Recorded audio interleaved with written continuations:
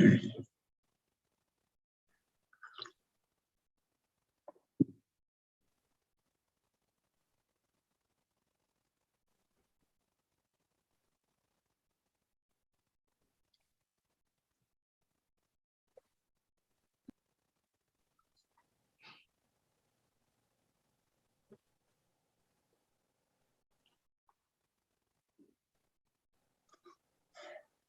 want to see faces, not just places. Hospitality in action.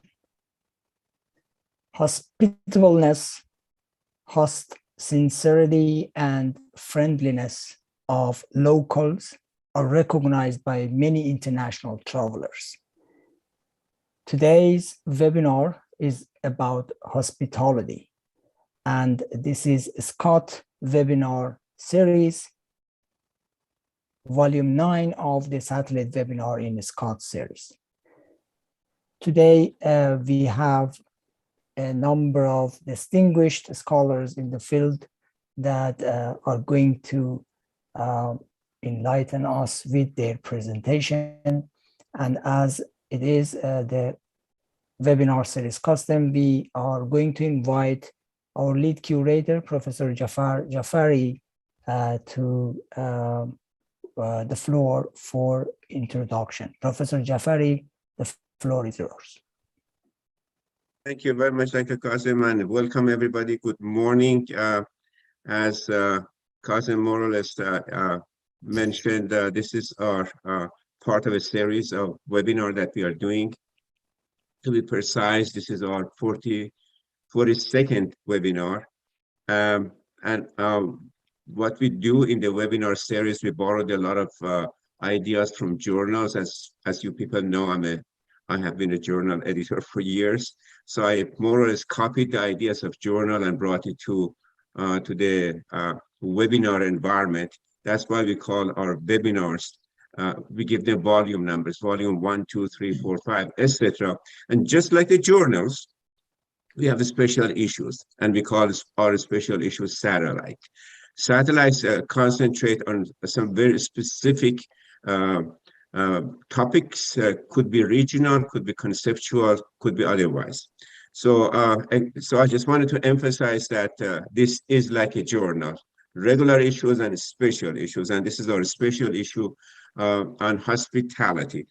Hospitality, to me, is the soul, the core of the tourism industry. Often in my talks and in my articles, I say tourism is the body and hospitality is the spirit of it, the soul of it, the character of it. Tourism without hospitality, the way I know it, cannot exist.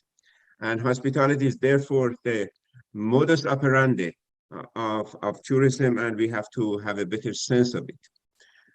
And we have different educational background among us. 3 of us are social science individuals, and 3 of us are in marketing, management, etc. So that's a nice balance that we can bring all these forces together in order to discuss hospitality.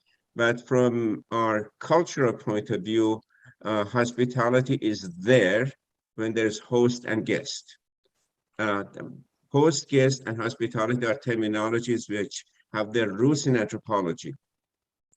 So recognition of the host is extremely important. Unfortunately, as you know, the tourism industry concentrates on the guest all the time, the tourist. I've done the literature review, you have done the literature review, and you know very well that 90% of the articles we publish are sourcing the tourist. It's all about the tourist and what tourists want. How can we serve the tourists? How can we respond to them? Who are they? Etc. Neglected are the host, and especially neglected are the host communities which are small.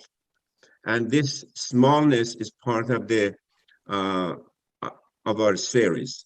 We decided to recognize people, individuals, and communities which are neglected in tourism. And basically, the host is neglected in whether large or small hosts are neglected. So we are bringing the camera on the host and of course on the guest, and then in between would be hospitality, which is the subject of our topic. To me, I really like the concept of hospitality, and if I may say something for the sake of argument, as tourism advanced, we lost the touch of hospitality. And we have to recognize that this is the spirit of tourism, without which we are just like a service industry. So what I would like to hear from our panelists, I'm here to learn as well as being part of a part of the panel, a part of the group, is how can we unfold hospitality to its true meaning, to make it meaningful? How can we have the host be more engaged in it and engaged in delivering hospitality? And when we start talking about delivering hospitality, management people, marketing people come on board, and they want to deliver it in a fashion that the tourists would appreciate, and they forget that there is a host, and hospitality, the food, the culture, the music, the art is theirs. And somehow we take ownership of that and make it available to the tourist, and because alienation. And hopefully we can make a distinction today between service and hospitality. Where does service end and hospitality begins? Can we have hospitality without service, or vice versa? The two words are sometimes interchangeably used, but hospitality has the essence. Service is more universal in the sense a bank has service, insurance companies have service, everybody has service. But what makes our service special is the keyword hospitality, the subject of this panel.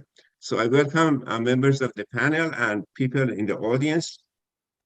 We will first hear from our panelists and discussion among them. And of course, at the end, Dr. Kazem would bring in the audience in the sense of sharing their questions with the panelists. Welcome again. And Kazem, back to you. Sorry, excuse me, Sean. Dr. Sean is back to you. Okay, thanks, Dr. Jafari and Dr. Fadari. I'm Sean Zhang, a professor of White Lodging and J.W. Marriott Junior School of Hospitality and Tourism Management at Purdue University in the United States. First of all, I would like to say huge thanks to Dr. Jafari, who initiated and have developed a smart community tourism webinar series, so-called the SCoT webinar series. I checked the website of SCoT, and as indicated in the vision of SCoT, which is a globally connected network of scholars and tourism and hospitality industries and host communities, and informing the strategic evolution of tourism as a basic force for peace and equitable prosperity and sustainability. Specifically, SCoT focuses on small communities, right? And then small destinations and small and medium-sized enterprises for their sustainability and growth. So I think the SCoT's focus is more important in the COVID-19 period, the pandemic time, because the SCoT series are targeting practical and operational knowledge, and also transferring knowledge from scholar to the industries. That way contribute to small business survivals in a short run and their growth in the long run as well. So also thanks to panelists Dr. Wall and Dr. Nolan and Ms. Dabari for sharing your sweet weekend time and after Thanksgiving here in the States for this webinar today. And also thanks to the audience from all over the world for being with us today. And special thanks goes to Ms. Davari and then Dr. Fadari in organizing this event. So today's actual topic is I want to see faces, not just places. Again, hospitality in action, not just hospitality in action. So the point is in hospitality and tourism destinations or communities. So being really hospitable to visitors is not an easy job. And hospitable to the visitors as a whole, as a resident, as a host, is not an easy job. It needs harmonious efforts. So however, all this locals' friendliness and hospitableness can easily be recognized by other part of domestic and international travelers. So some countries, even though they are not economically advanced, they can see big smiles and kindness. In other words, hospitableness can be embedded in their blood or cultures. So more academically, human beings conceive hospitality as a normative value system that underlies social practices. So therefore, hospitality, if you have, that can be a social capital for a society or a community. So this webinar is expected to unveil the potentials of hospitable cultural traits as intangible social capital through various examples. So the panel will cover or discuss how the host community can bring different colors of hospitality in a unique way. So I hope this panel session can cover cross-cultural aspects of hospitality as well. So let me briefly introduce the structure of this webinar. We have three panelists. So the three panelists first present or talk after about the subject that related to today's topic. Then I plan to ask maybe a couple of questions or follow-up question or clarifying question if there is any. And once their presentations are over, I will have a discussion for pre-arranged questions for the topic of today. And in about an hour time, we will have a short break. I think Dr. Bafadi called it culture break, and which is bathroom break, I think. But during the time, you can watch 2 short videos. And after that, we have continuing discussion if there's any leftover on our question list. And we also take some questions from audience. During the webinar and the video time, if you type in your question in the chat box at the bottom of this Zoom, and please type in, and Dr. Bafadari, we're going to choose a few questions to ask them to our panelists. And finally, I expect the concluding remarks by Dr. Jafari and Bafadari, and probably by me, and that's conclude today's webinar. So right, let's get started with Dr. Ryan Nolan, who is the first the panelist who are presenting the topic of today. And I guess you read his bio on the web, but let me briefly introduce him at this point, very briefly. And Dr. Nolan is Professor Emeritus of Anthropology at Purdue University in the United States. And he's also affiliated professor in the Master of Philosophy program at University of Cambridge, United Kingdom. And he is the scholar of international development and also cross-cultural adaptation. And he was a part of Peace Corps. So he spent quite some time in Senegal. And also he did a lot of projects. And his work as a researcher and project specialist include the community-led development initiatives. And he also used to be an associate provost and the dean of international programs at Purdue. So he is the person we can talk about cross-cultural issues of hospitality in actions. All right, Dr. Nolan, mic is yours. Thank you. I'm going to share my screen real quickly with you folks. And what I want to talk to you about is hospitality in Senegal. Anthropologists will tell you that culture is composed of three main things. There are artifacts, which are the things we make, like automobiles and pens. There are behaviors, which are things that we do and say. And then there are things that we think. Now, of those three things, two are highly visible, and the third is not terribly visible. The third needs to be inferred. And so when you talk about cross-cultural learning or cross-cultural encounters, people can see and hear what's going on around them, but they often don't know from where does this come. So I want to talk just real briefly this morning to you about Senegalese hospitality and where it comes from. The Senegalese are great candidates for hospitable people. They have had contact with the European and Arab world since before Columbus discovered America. They have a long tradition of respect for learning. They have a long tradition of respect for travelers. The word stranger in their language is the same as the word for guest. And they are very, very used to seeing people from all over the world and treating them very, very nicely. There's a lot of emphasis in Senegalese society placed on the value of talk. It's a very oral culture. And so they love to talk, and they love to talk to new people. And they're very curious intellectually, and they want to know all about where do you come from? How do you do this? What's this? What's that? So in some respects, they're ideal people to be sort of meeting with tourists.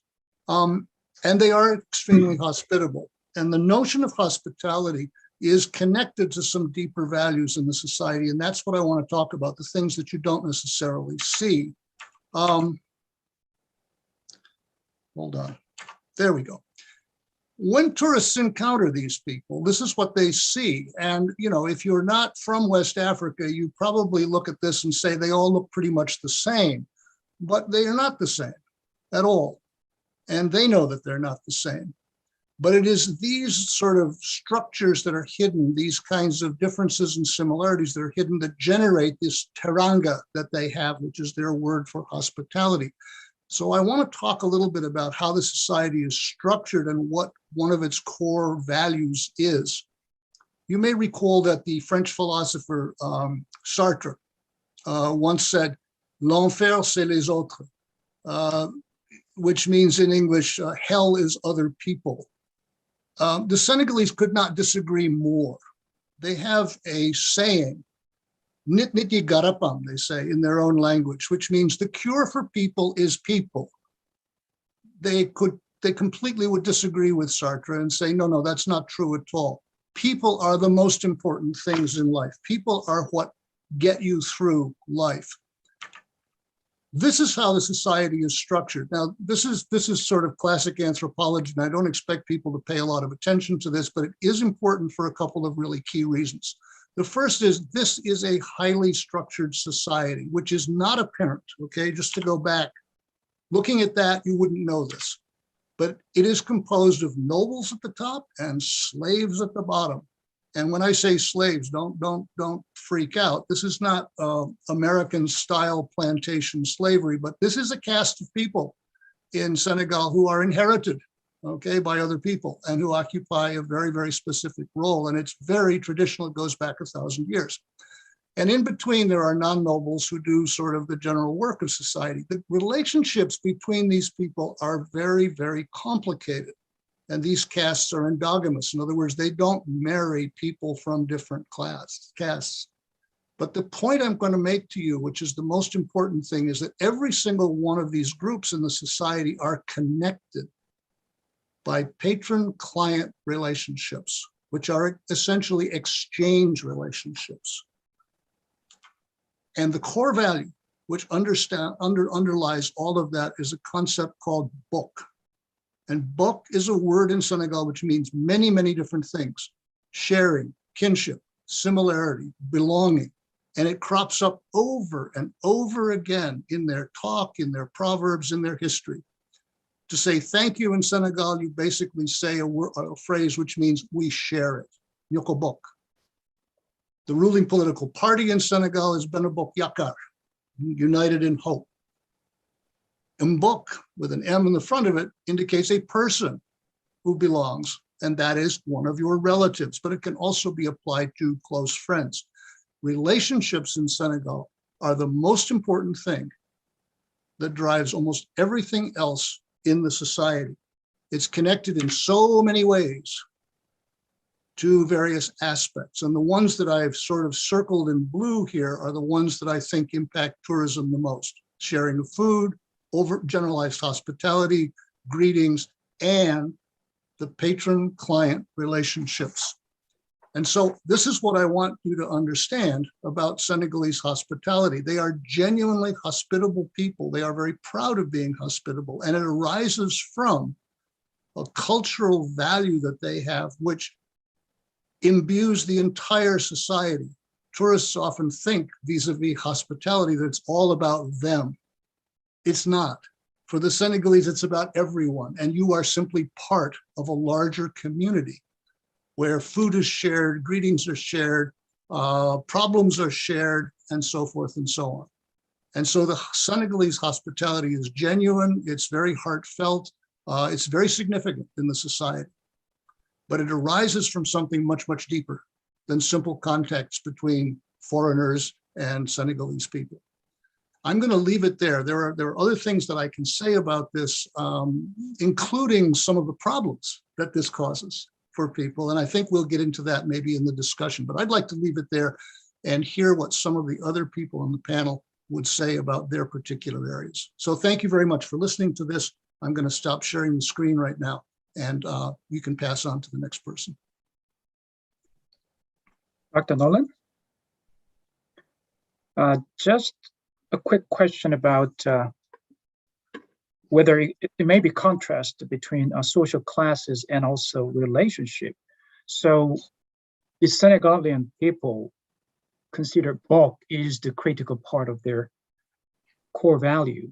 So the relationship and exchange are a very important part of their life.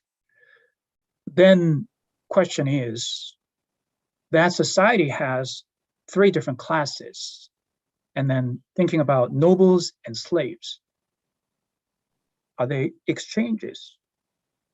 Are they exchanges across these classes and relationship across these classes? Just quick answer on this, please. Oh, yes, yes, absolutely. I mean, the exchange relationships are quite complicated. The point I would simply make is that exchanges can be understood in many, many different ways. Some are exchanges between equals, but in Senegal, it's not an equal society, it's a hierarchical society. And so the relationships are structured that way. Patron-client relationships are from more powerful people to less powerful people, high status people to low status people. But the relationships and the exchanges are very important. They're not trivial. They are what keep the society going. If there weren't those kinds of exchanges, things would break down. So I can elaborate more, but it's a simple answer. Yes, there are lots of exchanges that take place. Thank you. All right, next panelist is Ms. Dori Davari, who is actually PhD candidate at School of Hospitality and Tourism Management at Purdue University. She has a very special background. She has more than 15 years of consulting experience in strategic management and strategic marketing in different parts of the world. She has served as a project manager at the World Bank and Accor Hotels and other global organizations. She got a Master's of Science degree from MIT, and she's currently working on her dissertation as a PhD candidate at Purdue University. Her research area is destination image and guest host relations. So I think she is one of a special person who has long experiences in industry, especially consulting industry, to see this culture and also hospitality in actions from her viewpoint. Okay, Ms. Davari, floor is yours.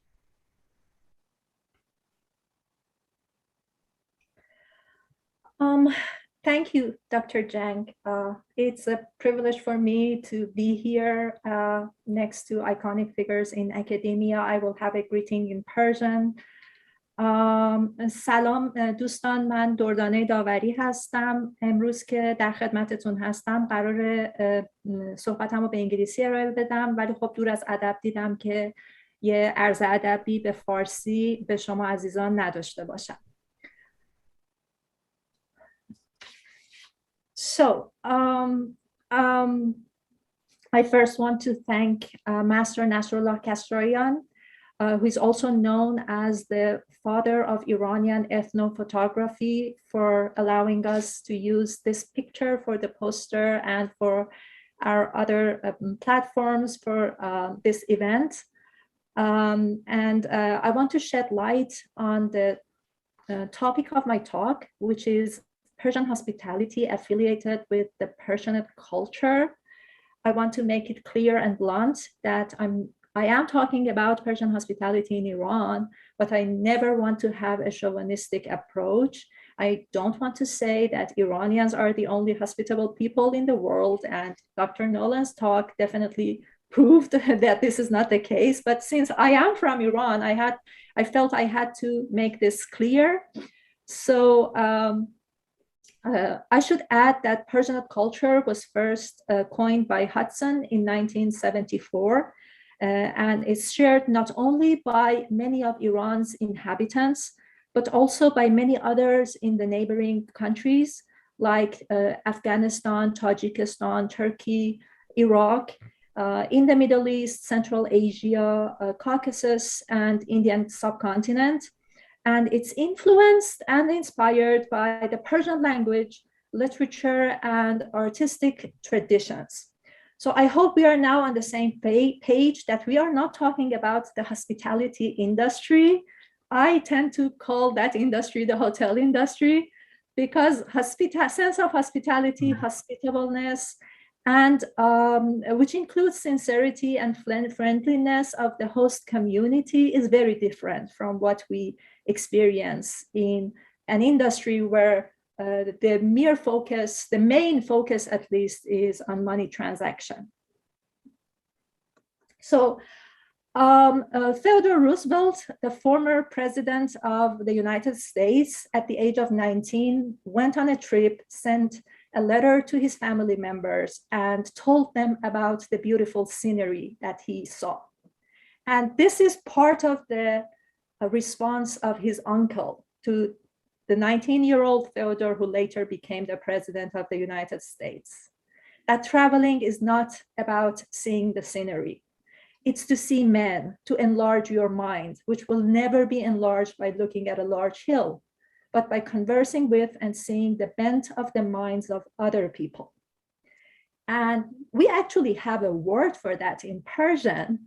We have the word siyahat, which really relates to exploring new horizons and perspective.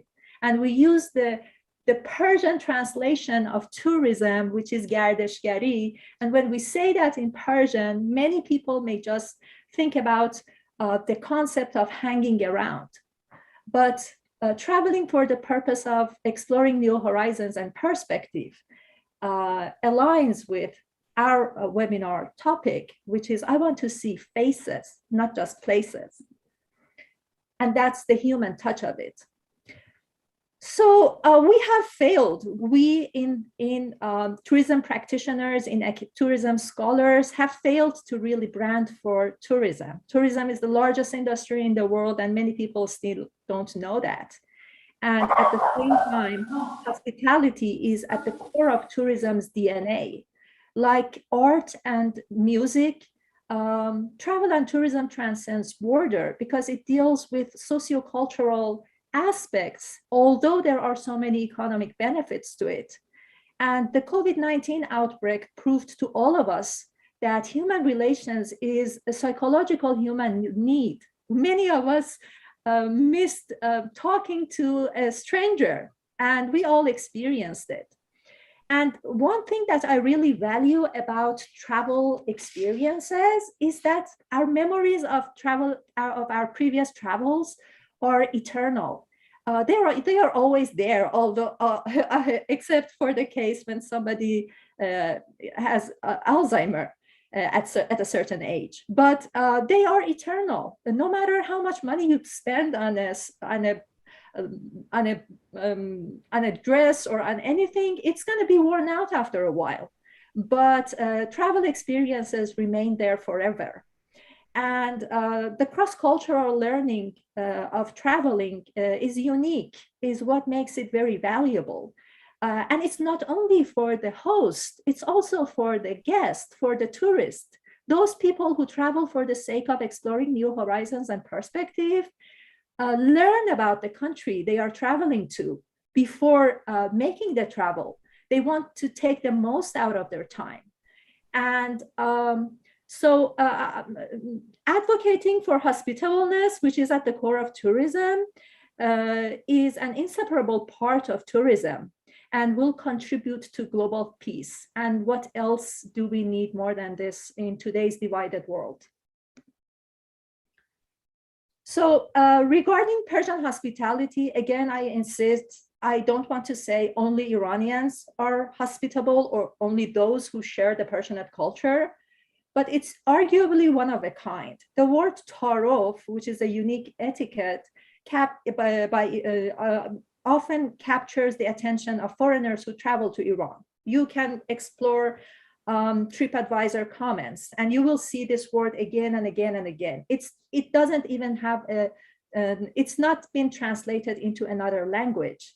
It's about insisting to serve the guest. It's about taxi drivers refusing to take their fares, although they need the money. It's about a stranger when you meet them on the street and they have fresh bread in their hands, and they know that somebody in their home is waiting for the bread, or that person himself is very hungry, but still they offer that fresh bread to you and they insist on you taking a piece of that bread. So it really does capture others, the tourist attention. And it's what is very unique about it. It's that it's common across all socioeconomic, all people with different socioeconomic backgrounds. And it's even more authentic in rural areas. It's sometimes fake in big cities. I, as a person originally from Iran, can tell you that. And it's really not a give and take transaction. It's about having good intentions to make others happy. And I actually travel to Iran every summer to visit my family and friends. But one of my main reasons is to make sure that Persian hospitality has still survived despite— Where are you now? Where are you now? Despite the economic pressure and despite the sanctions. So, and I'm happy to tell you that the last time I was there, I could still feel it. But it's an intangible asset, and we need to have, Iranians should have a plan to save it. If you Google search Iran, you will see I've taken some photos, a screenshot of some of the photos that you will see in Google Images of Iran. And we should give rights to the people who have not traveled to Iran and who have not, whose curiosity has not been triggered to go search in TripAdvisor or other platforms to see, to detect Persian hospitality among Iranians. So we should give them the right to have a negatively stereotypic image of Iran in their minds. This is what they see when they Google search Iran. And how should we incorporate Persian hospitality into tourist decision-making process? Why should somebody travel to Iran to experience this Persian hospitality, especially in today's world that we have faced this social crisis after the COVID-19 outbreak? So Persian hospitality is intangible. It deserves, like Nowruz, which is shared as an intangible, which is considered as an intangible cultural asset for all those countries which share the Persian culture. And I have enlisted all the 12. Like Nowruz, which is one of the intangible cultural assets recognized by UNESCO, Persian hospitality deserves to be recognized as an intangible cultural asset of many countries. But language is a barrier. You know, we have many friendly messages to send to the world, but we send it in Persian. We share our posts in Persian. I will give you a couple of examples for the sake of time. So we cannot convey a peaceful message if we do not use English as our messaging language. And Iranians don't even pay attention to this when it comes to Nowruz, which is globally recognized. It's the first day of spring, the New Year of Iranians, on all those who share the Persian culture in different parts of the world. But even for the spelling of Nowruz, we use different spellings. So we don't even pay attention to that. So there is this lack of something which I call awareness about the message that we want to send to the world through our culture, and specifically based on Persian hospitality. Just look at this. I recently encountered this picture. If somebody doesn't speak Persian, what do they see here? They see that this person who sent it, the account that sent it, is Iran land. There is no hashtag that says that this is a boutique hotel in a city in Iran.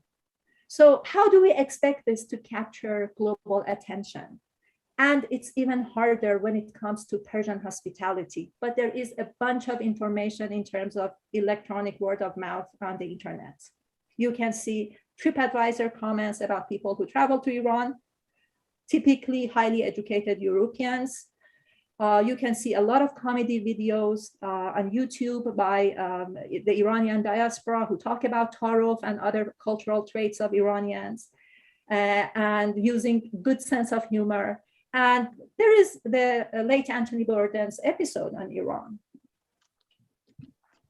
So as I said, awareness is something that is missing for the Iranians to be hospitality advocates. And I want to remind many of us, and tell some of you that who may not know, the root of the word hospitality comes from hospital. So it's where a patient is being taken care of. Supporting, caring for others is part of hospitality. And I want to ask this critical question. I want to criticize Persian hospitality in this slide. Putting politics aside, are Iranians really supportive of other nations? For example, in today's Afghanistan's crisis? I mean, ask Iranians, let us ask ourselves, should Iranians allow politics to impact their socio-cultural norms? Are locals aware that the way they treat the tourists who travel to Iran is going to impact their perceptions of Iran's image? And is somebody like me aware that the way I behave outside Iran is maybe perceived by others as a sample of Iranian behavior? So these are all the questions that we should ask. And I'm afraid to say that from my point of view, the answers to all these questions is almost no.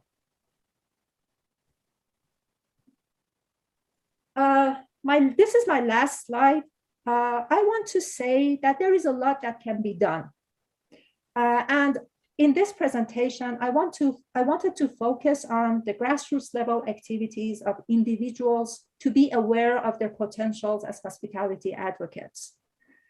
There is a lot that the government can do and has not. Yes, there is a lot that has been done regarding inscribing different tangible assets as UNESCO culture in UNESCO cultural in UNESCO site.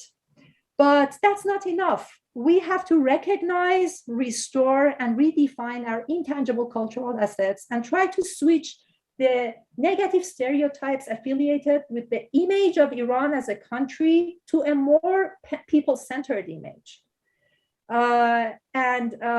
Just recently, during the COVID outbreak, there was this great super opportunity for Iran to shed light on the fact that Roses was the discoverer of ethanol and sulfuric acid. The world was relying on alcohol to combat the coronavirus.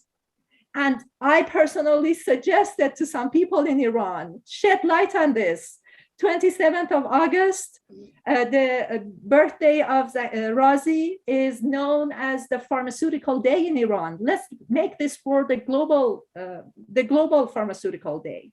But nothing happened, but it's still not late. This can still happen. So that's it. Thank you for your time and giving me this opportunity. I want to remind all of us once again that sense of hospitality is at the core of tourism's DNA. Otherwise, virtual reality can take the place of traveling. And I hope that never happens. I'm kind of sure it will never happen. Thank you. Thank you, Dr. Ms. Dabari. I totally respect your viewpoint. I understand what you're talking because I was born and raised in South Korea. And after I finished my college education and after finishing my military obligation in South Korea as an Air Force officer, I came to the state in 1987 as a master's student. So one that I have, I say, cultural ecstasy that I encountered was when I walking in the corridor of a building, a school building, a lady, of course, beautiful lady, and we had eye contact. She was smiling at me.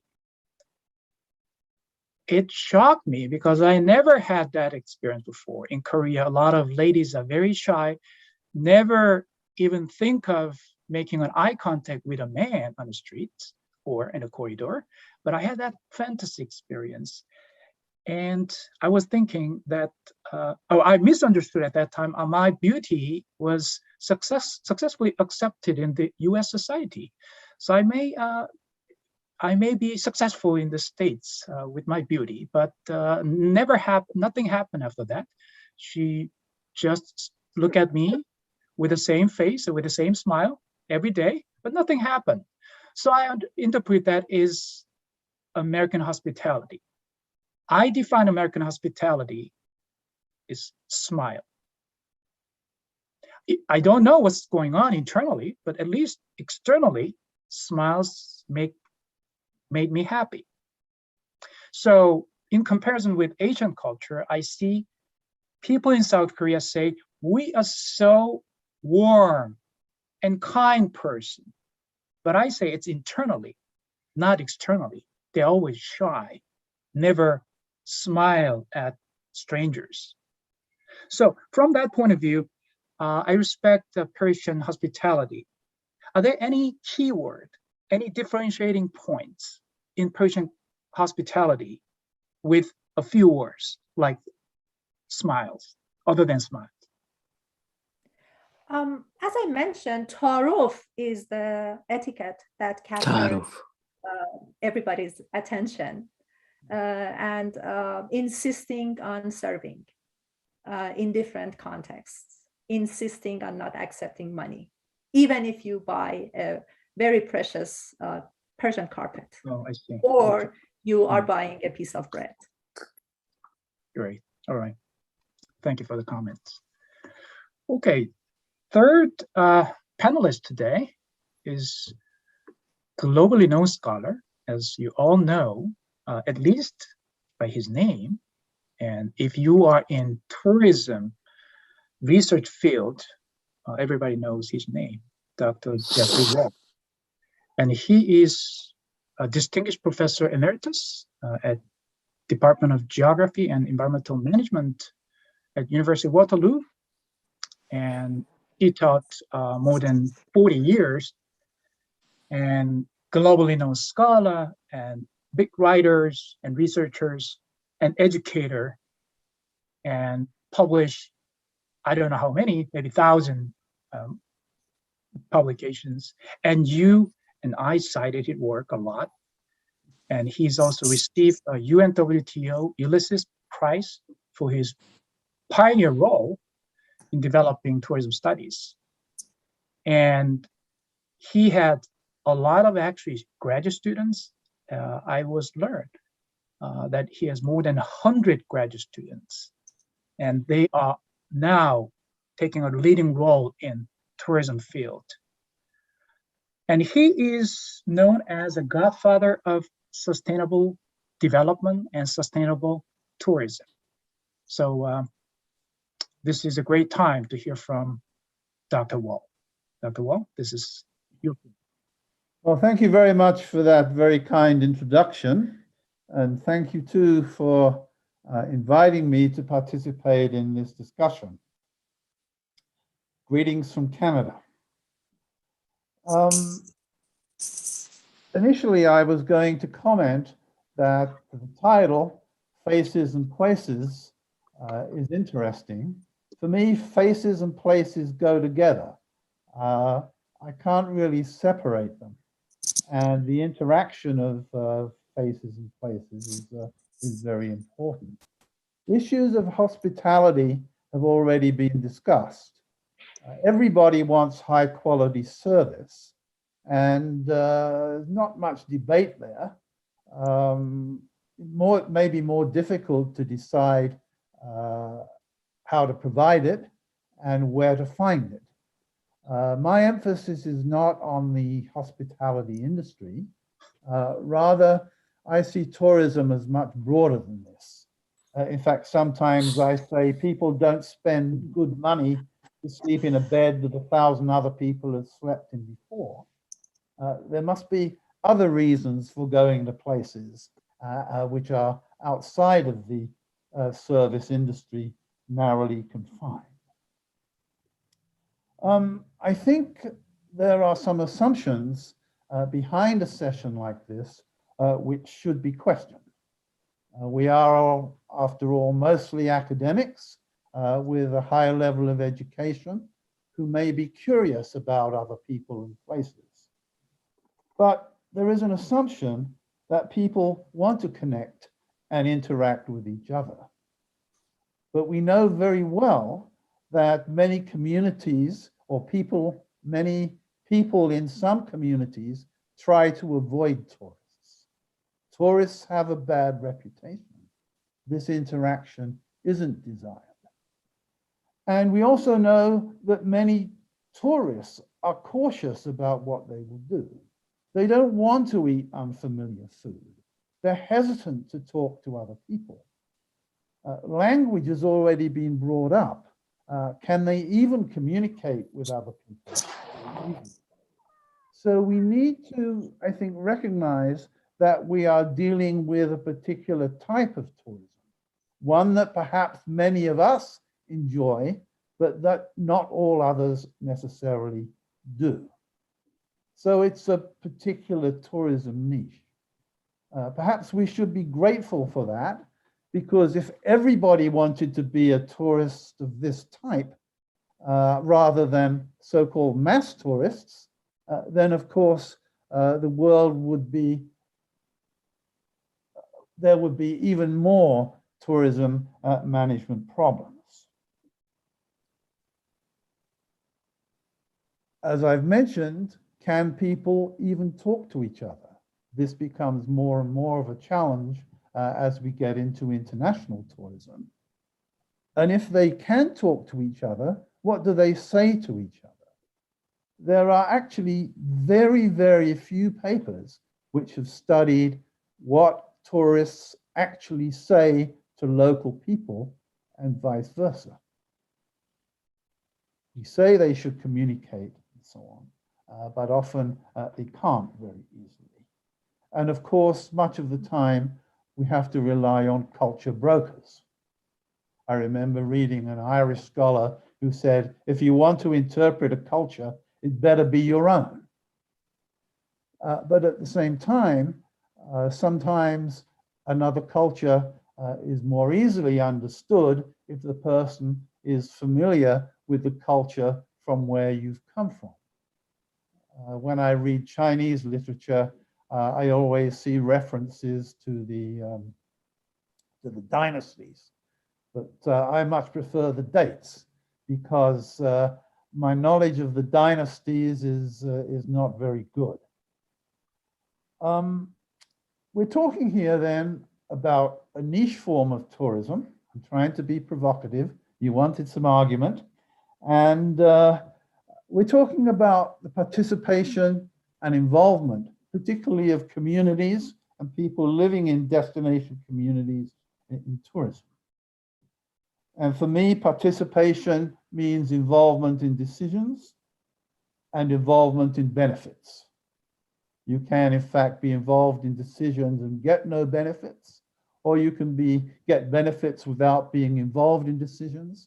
But most of us believe that we, in fact, will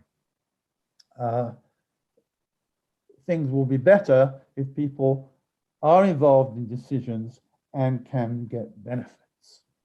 So we're really talking about the way that tourism is developed and the involvement of local people, and this will also vary culturally.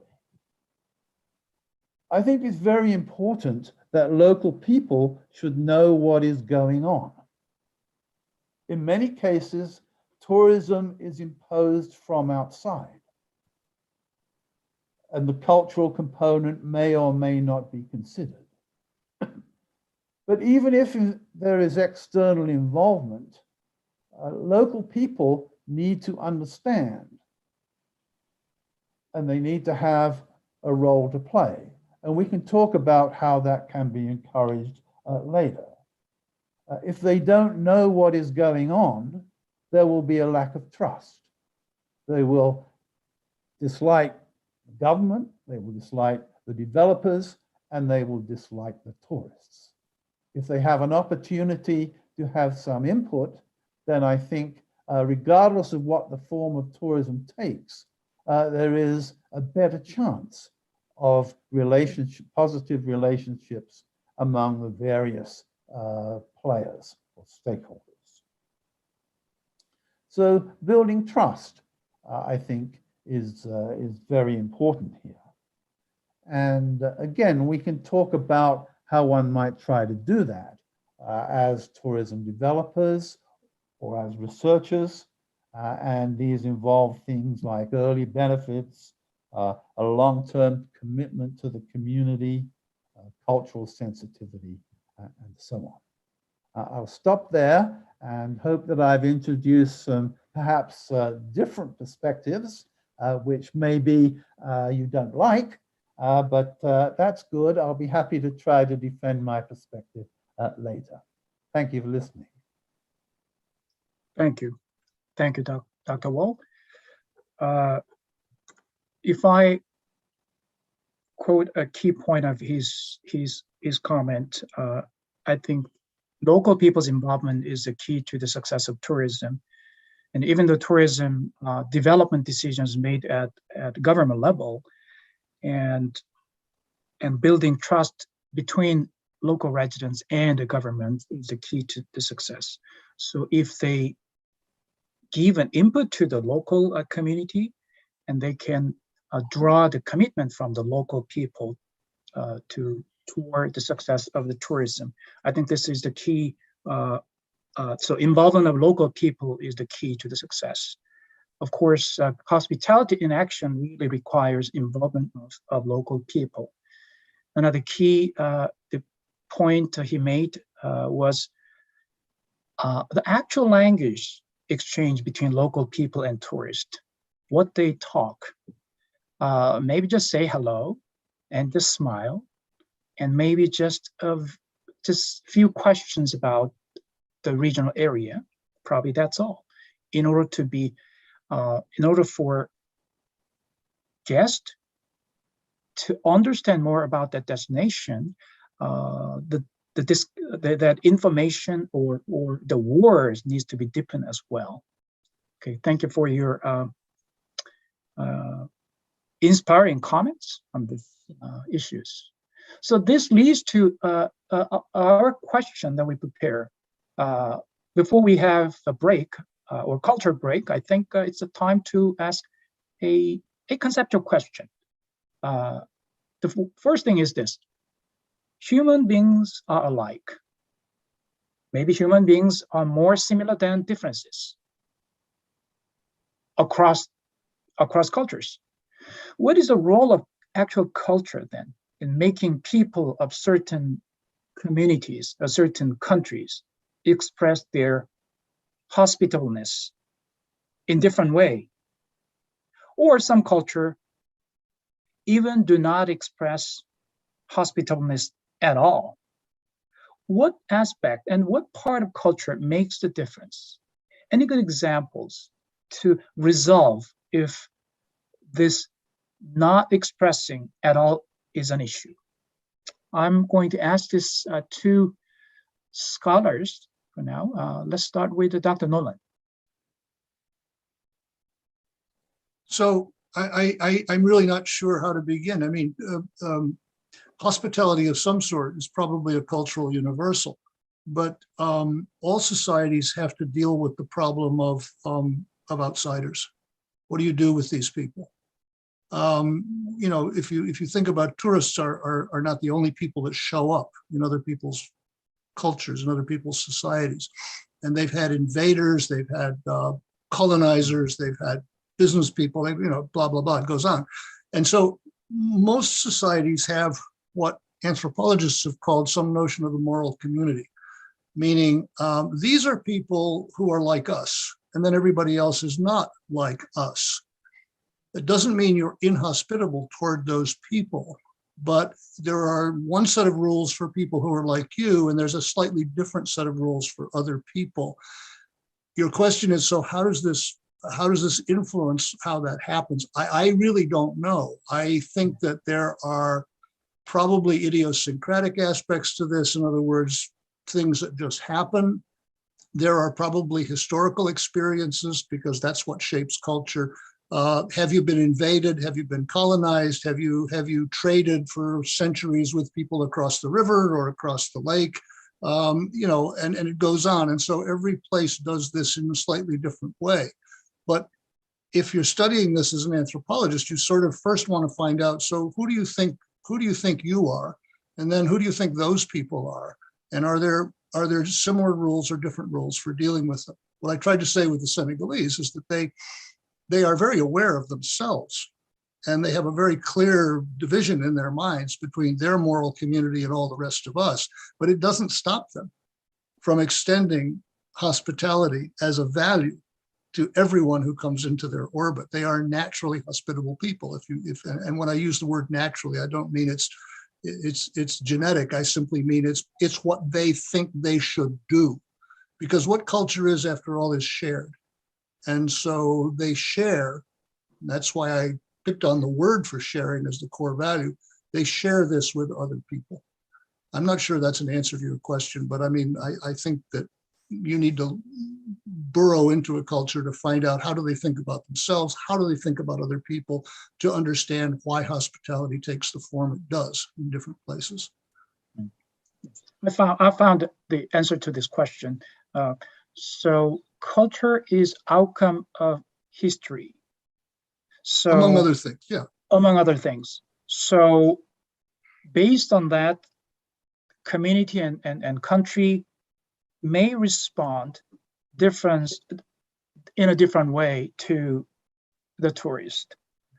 So those who doesn't have this hospitableness in their community, they need to do something to encourage it.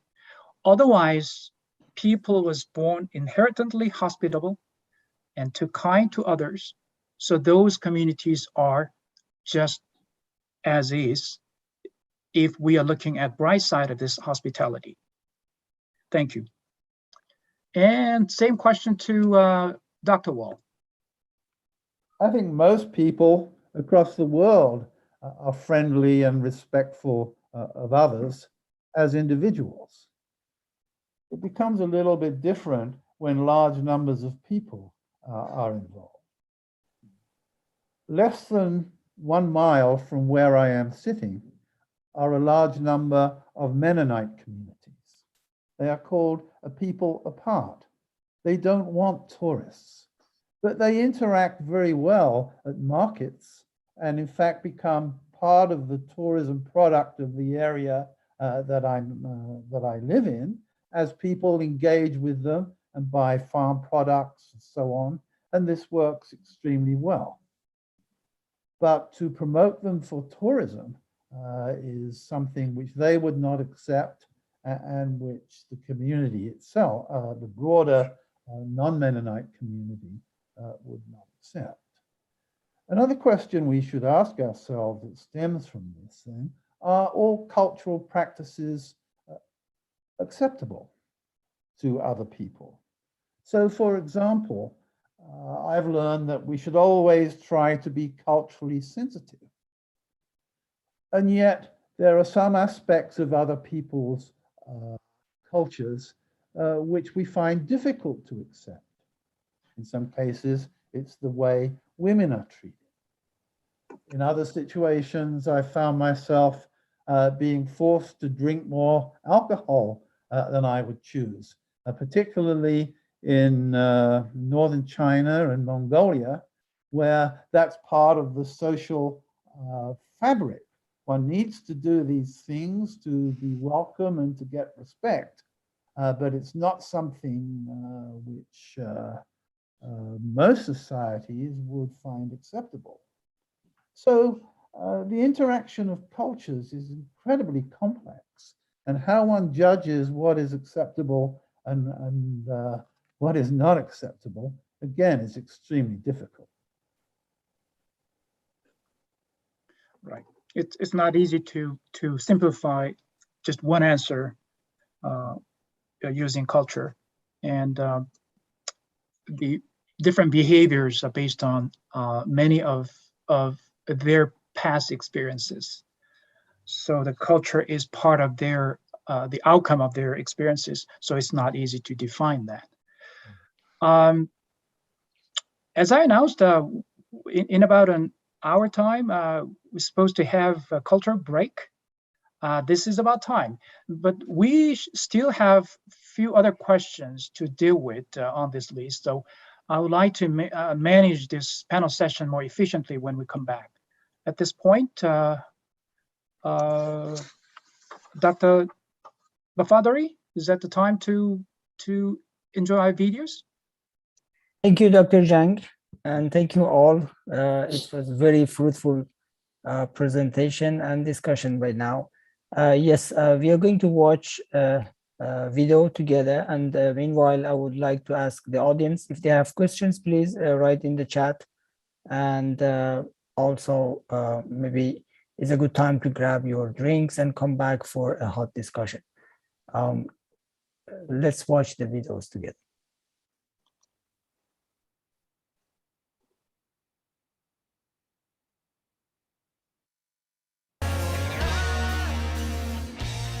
Name of the band is? Keystone. Keystone. Yes. How long have you been playing together? Around 5 years. 5 years. 5 years. All right, guys, here we Awesome. go. Hey. A double's in the house. Yes. Looking pretty. Thank you, thank you.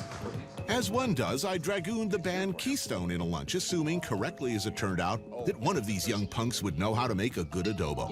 Is there a single authentic adobo recipe, or does everybody do it differently? Everyone would stake claim to having the best adobo, but the basic ingredients, I think, will remain the same. So it's garlic, pork.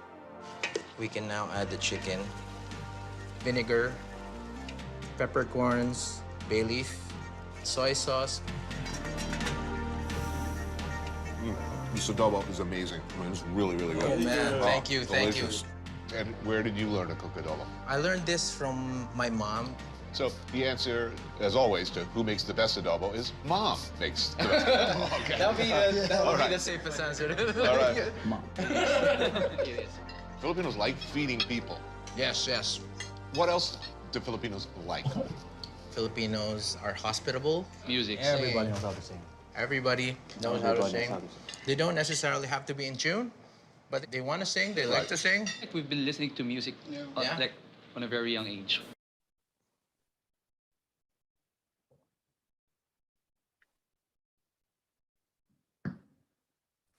Okay.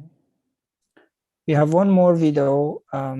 If you let us just share this one, and then we can discuss about both later.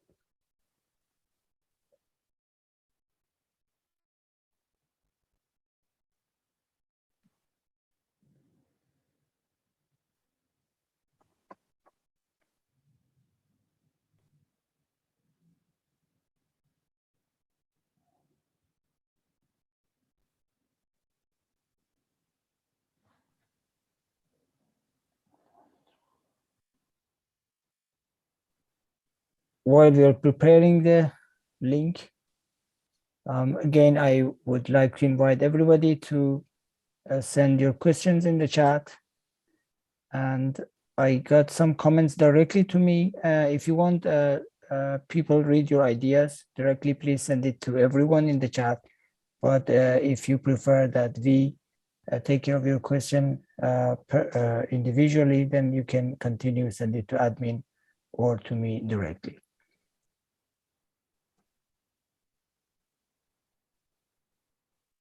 Kazam, if it take time, do you want me to come back to our normal schedule? Yes, please. Okay. That's good. All right. So I see this is one example of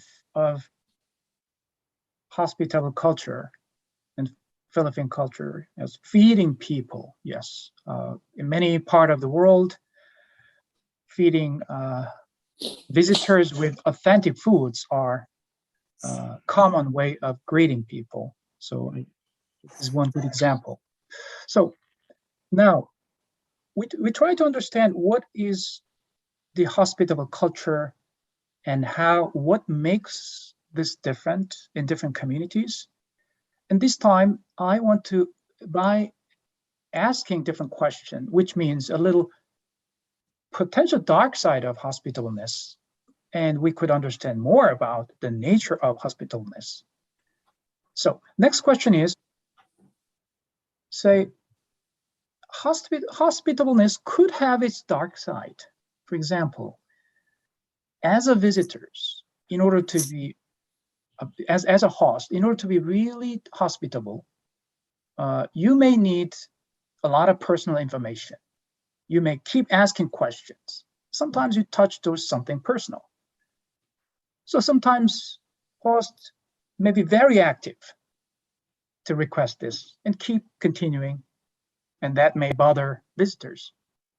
So where is actually a boundary line between genuine hospitableness for personal care and respecting for privacy?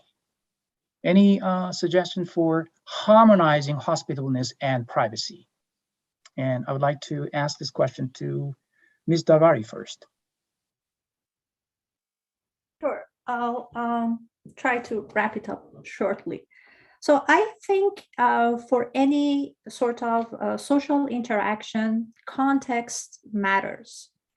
And any social phenomena can improve over time.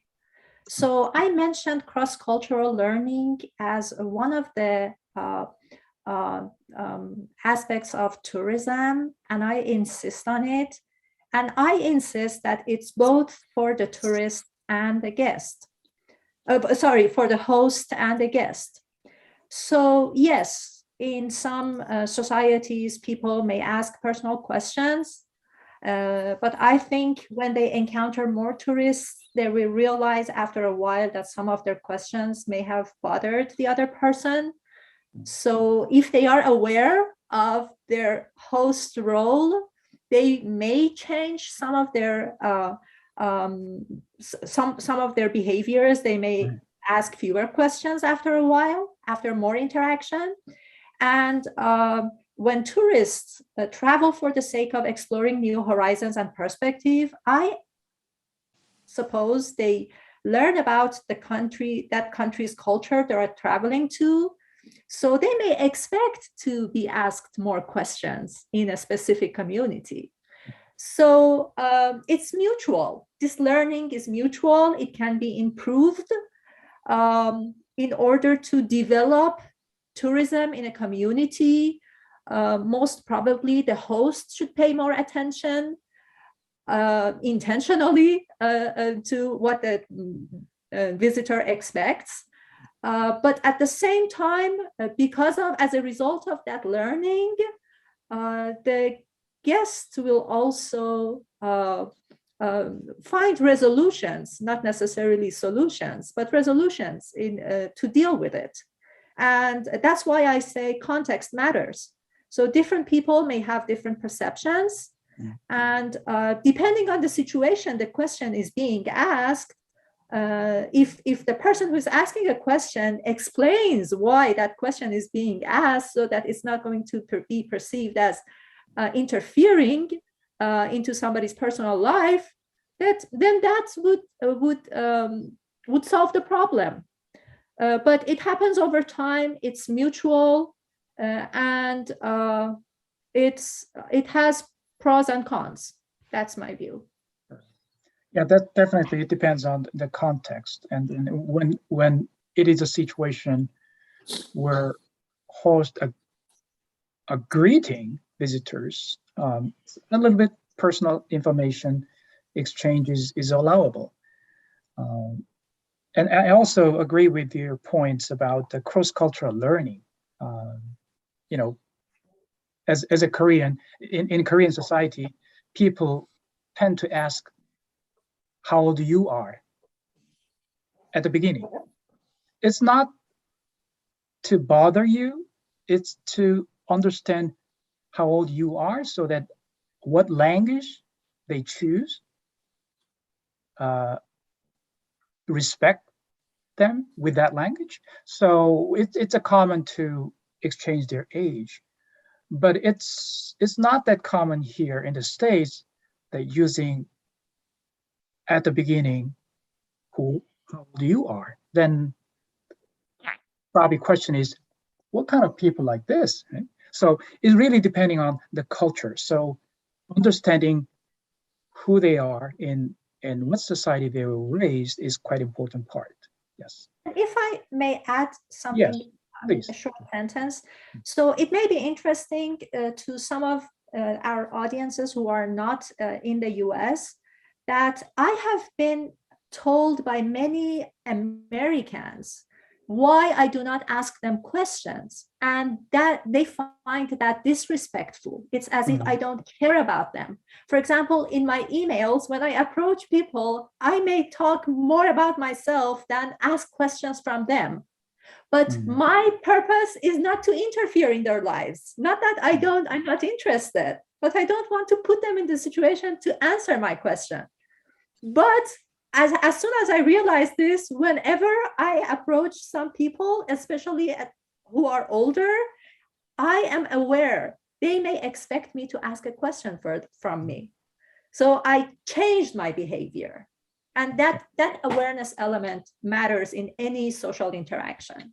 Sure. Thank you. Again, same question to Dr. Wall, and about the potential dark side of this hospitableness. Well, I think to continue with your story about being asked your age, I was once introduced to some graduate students in Asia, and I was told, I thought you were dead. That has never happened to me in North America, but I didn't have an answer. I was taken by surprise, but I thought I should have had a good answer. And believe it or not, it happened again. And I had my answer prepared. And I said, you may be right.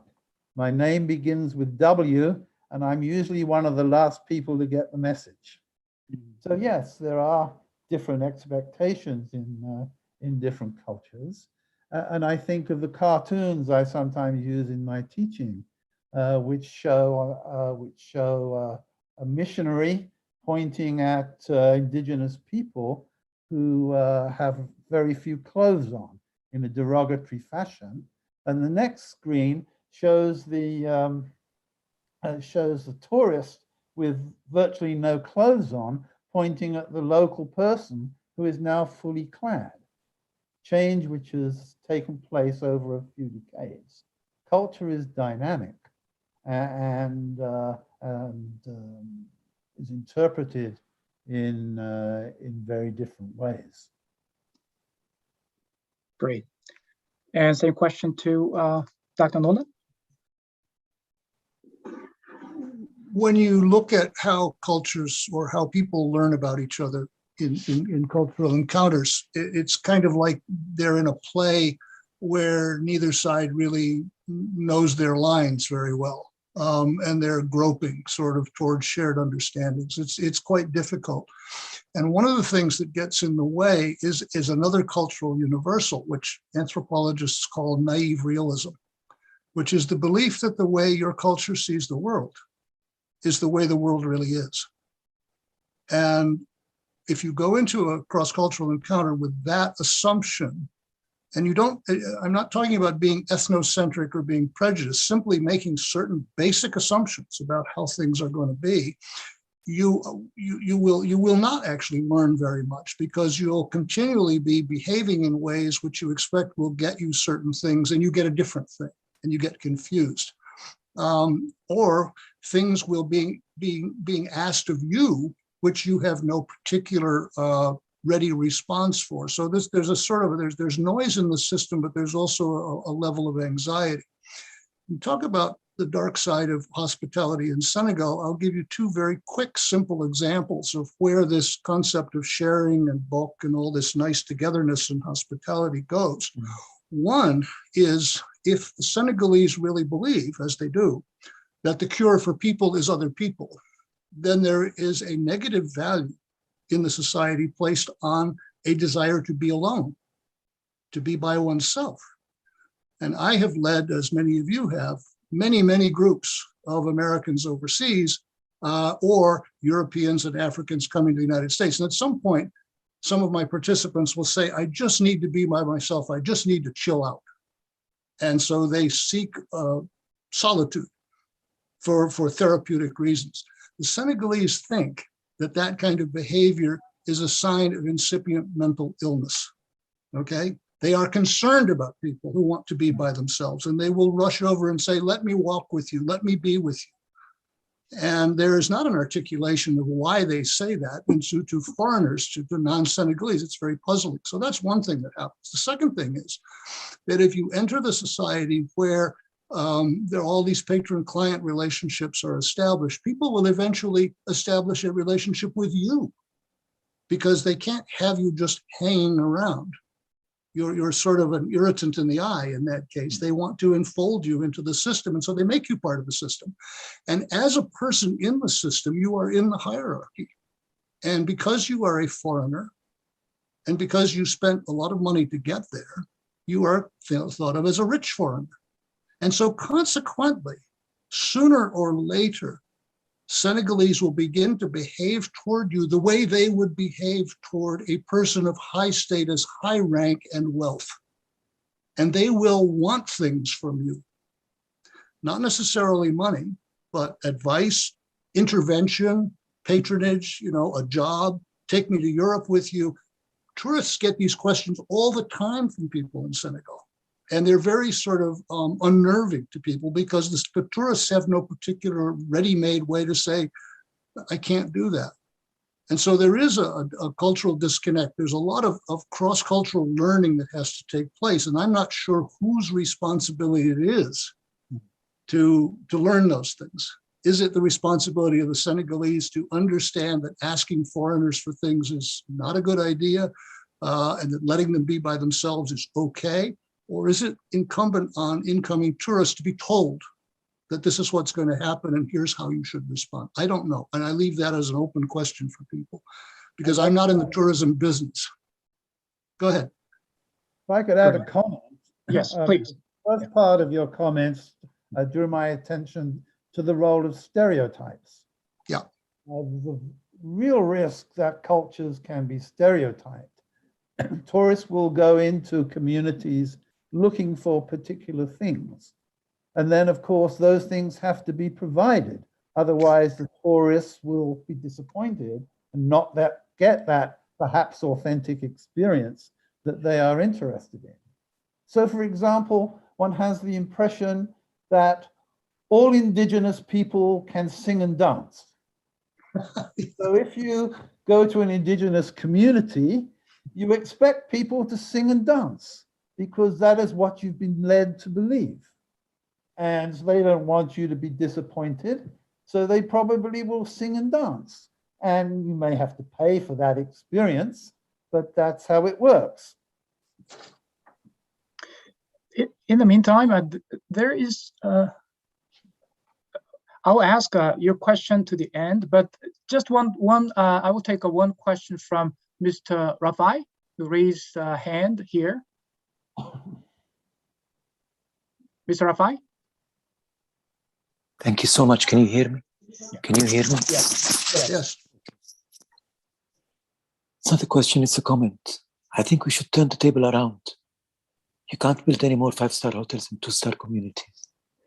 It's the responsibility of the tourists to understand the local culture, not the local culture to cater for a tourist that's coming from Mars, blonde with the blue eyes, that can come in and dictate to us what they want. The Chinese cannot go in the world and expect to be served Chinese food every time. They must know that every culture is unique. Every culture is hospitable in its own way. And that's why I want to turn the table around and make it the responsibility of the tourists to understand what is there. Because tourists are coming there to learn something, not to dictate what they want. That's what I want to say. Thank you. Thank you. Good comments about turn the table around. Yes. Yeah. Thank you. Yes. Dr. John, could I yes, jump please, in? Please, Dr. Jafari, at this point, yes. For the benefit of those who do not know, Dr. Talib Rifai is the past Secretary General of World Tourism Organization. And I have known him for a number of years. Thank you very much, Dr. Rifai, for joining us. I want to echo what Dr. Rifai said and come to your original experience, initial experience in the United States. Well, sometimes no communication is communication. That's right. In other words, not expressing yourself is an expression. When you came to the United States for the first time and people smiled at you and you misunderstood it, in a way, people of Asia are asked, and I am Asian, like you, to express themselves differently. Smiling is one thing that some nations would do or not. For example, I do recall very clearly that we were teaching our students when they go for interview to look into the eyes of the person who interviews them. And many of them could not do that. Well, this is the way the culture is here. But in the Far East, the culture is that do not look into the eyes of the person because you are not being polite. You are eroding into the privacy of the individual. So I go with Dr. Talib Rifai that when the tourists go, they should not wear their own contact lenses. They should see it and try to understand it. Yes, we have to give some responsibilities to the tourists, but the commercialization of tourism has turned hospitality to service, and therefore service means to be served, and this causes the problem. So I agree with you that this is a case of host and guest, and mutual respect, mutual understanding, and collaboration. Thank you, Jafar. Thank you. Great point. But again, many times hosts are ready to something happen.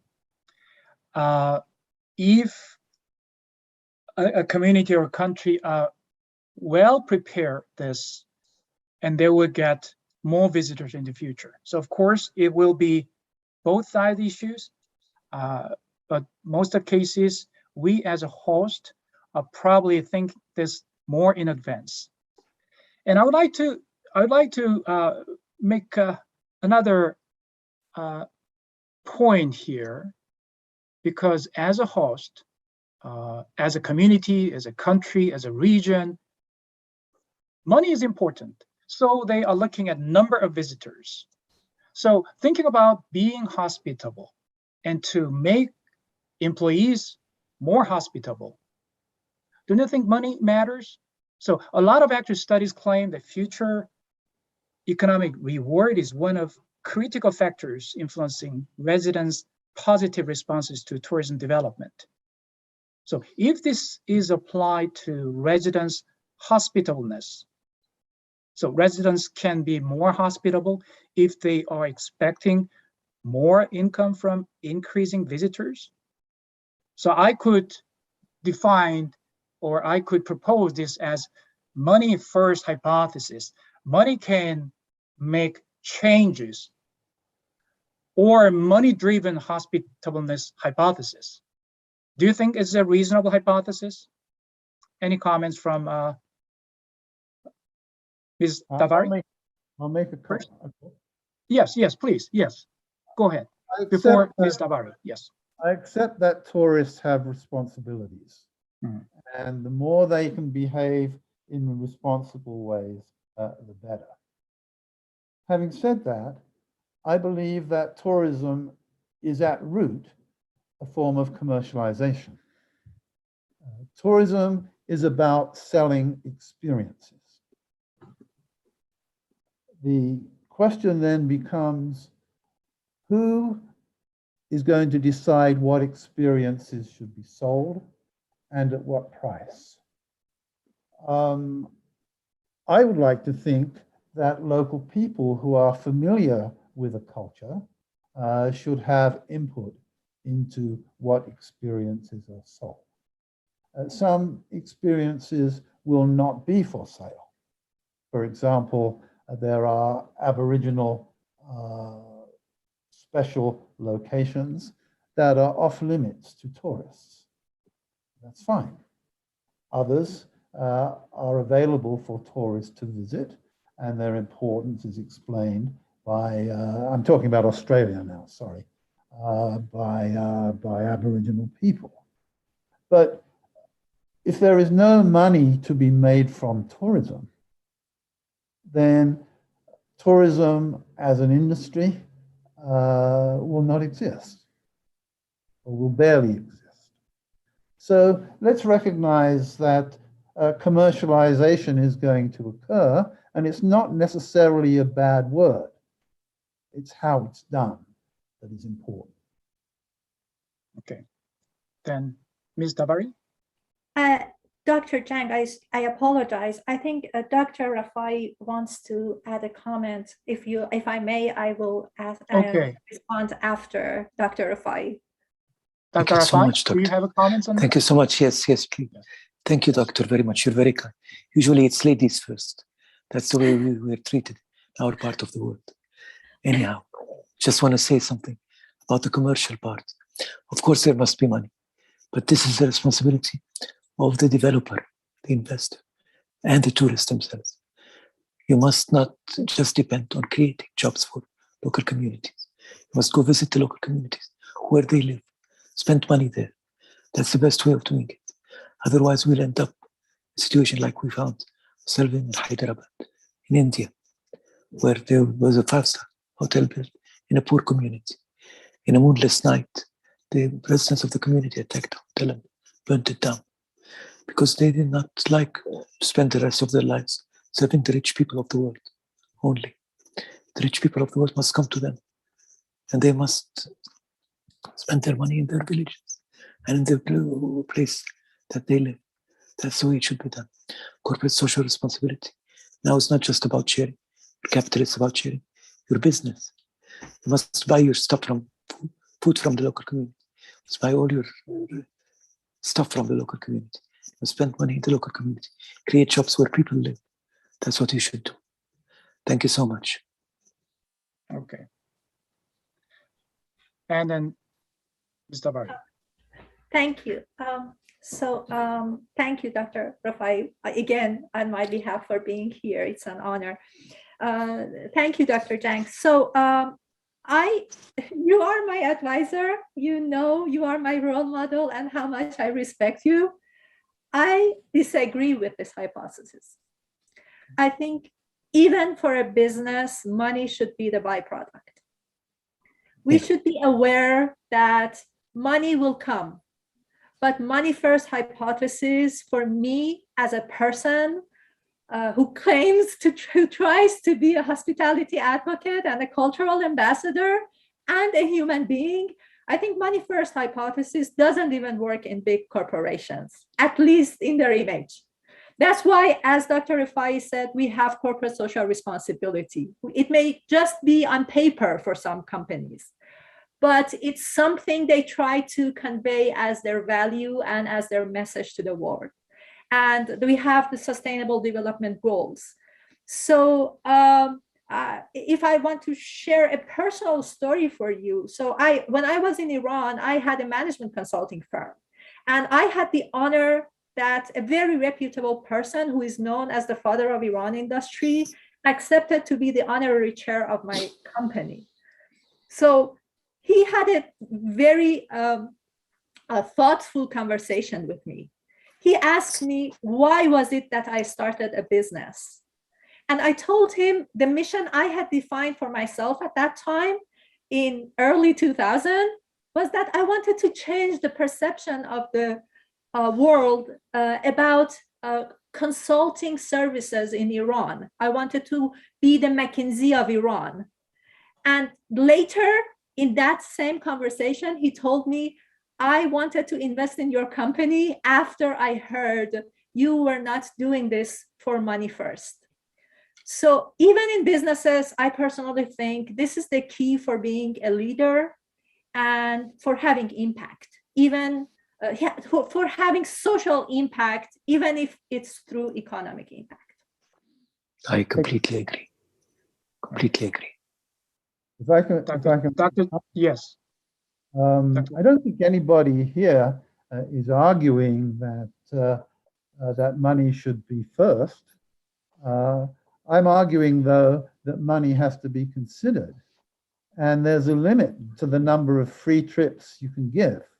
The occasional femtour, that people can't come to communities and use the resources of those communities without contributing to those communities in some way.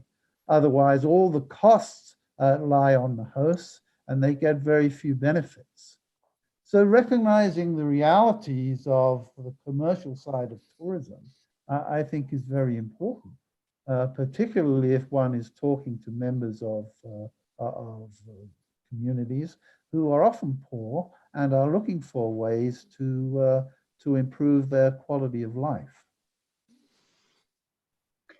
So when we're talking about employee motivation and also academic research about employee motivation, there are several key factors.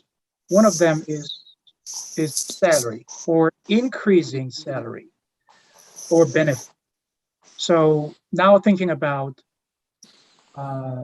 community members, they never thought about macro picture of tourism.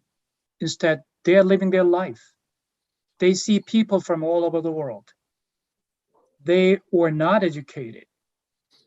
But if there is input from like local government that there could be a potential income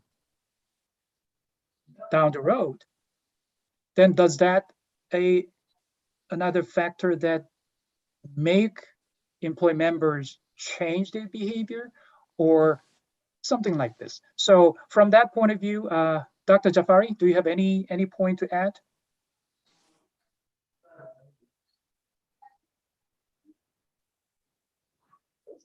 Dr. Jafari? Yes, yes, the main points have been made, and of course, a couple of us are here are anthropologists, and if we may use the language of the discipline, there are two eyes that we can look through. One of them is emic eye, and the other one is etic eye. Emic is to learn to see things through the eyes of the local people, and etic is when the tourists look at the local people. Unfortunately, in tourism, it's always etic, not emic. So we have to learn, we, the tourism providers, employees, etc., we have to learn to look at it through the etic eyes and vice versa. And this is not taking place. The tourism industry, by and large, takes one view, and that view is the etic eye. What the tourist wants, we serve. This is how they do it. Yeah, let me add let me add a couple of words to that. I agree completely, and I want to go back to what Dr. Taleb was saying earlier about, you know, stop building 5-star hotels. To me, there are two questions here. One is, who does the learning, okay, in a tourism encounter? Whose responsibility is it to learn? And the second thing is, and what do we mean by benefit? What do we mean by value? And I think that those are anthropological questions, but they're also commercial questions. In the case of the first question, whose responsibility is it to learn? I don't think it's local people's responsibility to learn about outsiders that come in on them uninvited for the most part. You know, tourists show up at the airport and nobody in the village 5 miles away asks them to come, but they're there. And so whose responsibility is it to do this?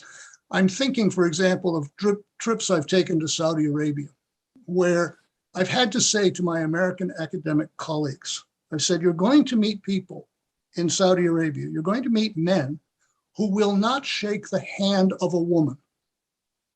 And my American women colleagues go, oh, that's disgusting, that's terrible. You know, that's just an example of blah, blah, blah. And I said, no. Look at this, you know, to go back to Dr. Jafar's point, look at this through local eyes. This is not about you. This is about them. And you need to understand that to avoid cross-cultural incidents of various kinds. The second point, though, relates to benefit and sort of value. If you want to monetize it, go ahead. But it leads in a bad direction. It leads to what anthropologists call audit culture, where everything now has an assigned value. And there's some economist somewhere that said, you know, they know the price of everything, but the value of nothing, if you see what I mean. And so if you monetize this, if that's the only thing that you're going to do, you will wind up with a system where money, dollars and cents, pounds and shillings, euros, whatever it happens to be, become the measure of success for you. And that, to me, would be a tragedy.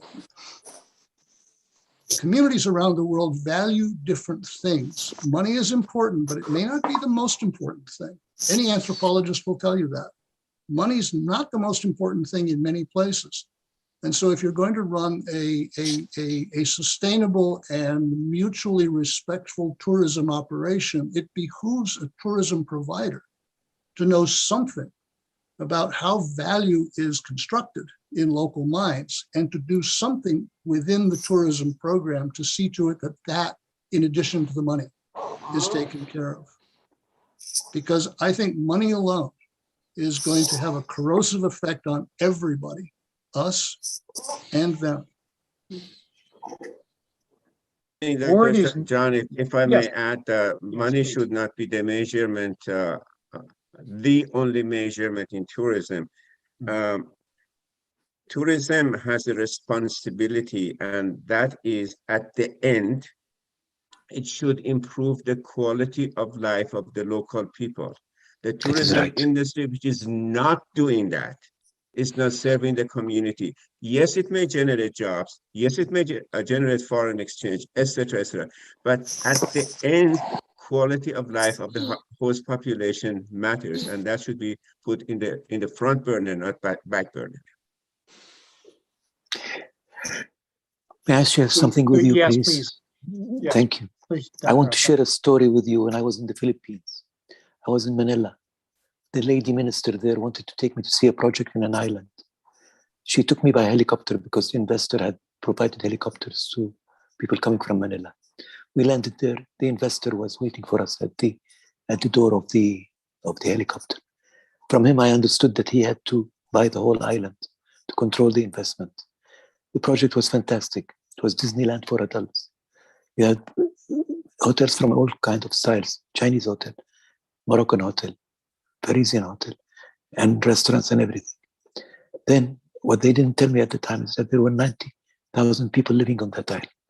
What happened to them attracted my attention. I asked the investor what happened to them. He says, don't worry about it.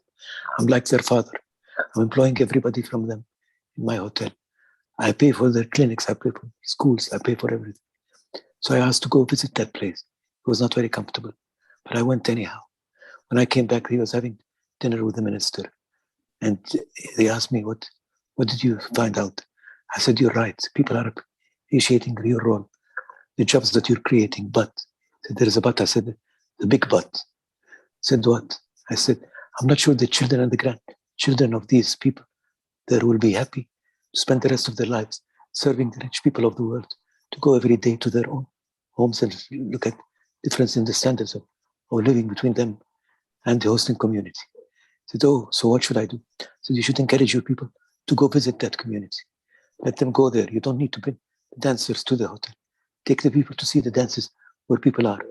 That would create jobs in that community and people will appreciate that. Just to go back to the issue of monetary value. The monetary value eventually will demonstrate itself through improving, as Dr. Jafari said, the quality of life of the people. That's the most important thing. I think that responsibility of the investors and the host community is to make the guests contribute as much as they can to them so that they feel they're coming to them as hosts. They are the host, not the investor. Thank you so much. Thank you. I didn't expect all positive responses about money first hypothesis, but unlike all these Wall Street person who say money goes first and then people follow that, and that's probably not the good theme over this panel who have a lot of anthropology and social science background. So yes, money could be one very important part of to making this happen, but that's not single driver to make this happen. Thank you for all your comments.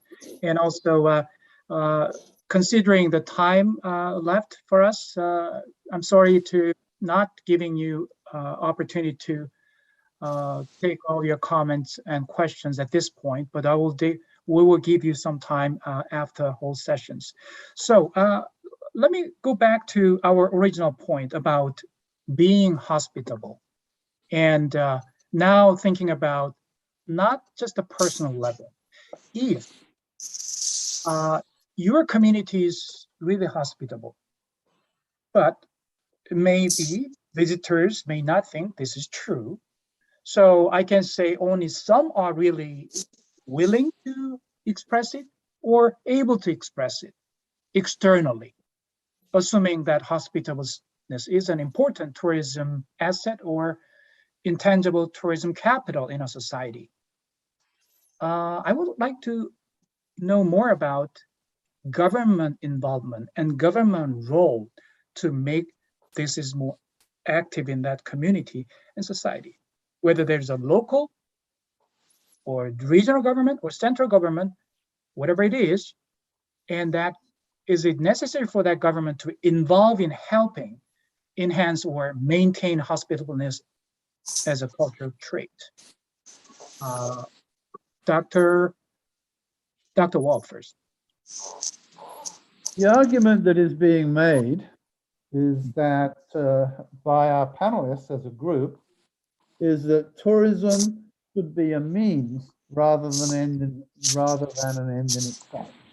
It should be a means of improving the quality of life of the destination people. And then the question was raised, well, what is the role of government in this? And or developers, and government and developers have different roles. I think one of the things that can be learned is that in tourism planning, the terms of reference which are put to planners or developers are extremely important. Many of the plans that I've seen say, by the year so-and-so, we will have so many thousand tourists, and we're going to create so many jobs. The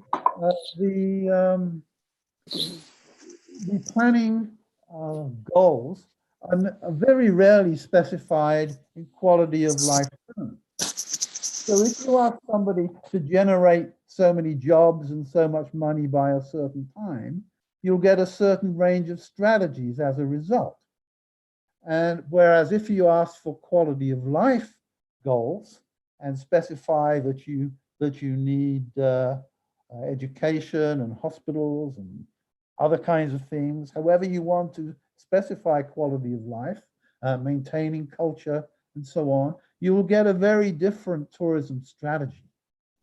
So I believe that writing the terms of reference for tourism planning initiatives is extremely important and usually overlooked. Okay. And Dr. Nolan? I don't have too much to add. I think that government needs to take a role, certainly in seeing to it that negative things don't happen.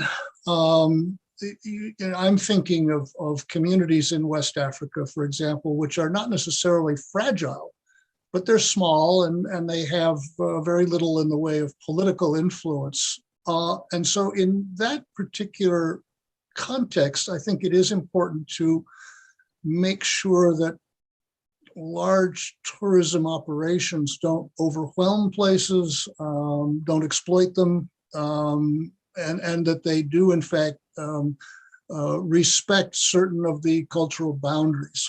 And we can all point to places in the world where very negative sort of tourism cultures have grown up. Sex tourism, for example.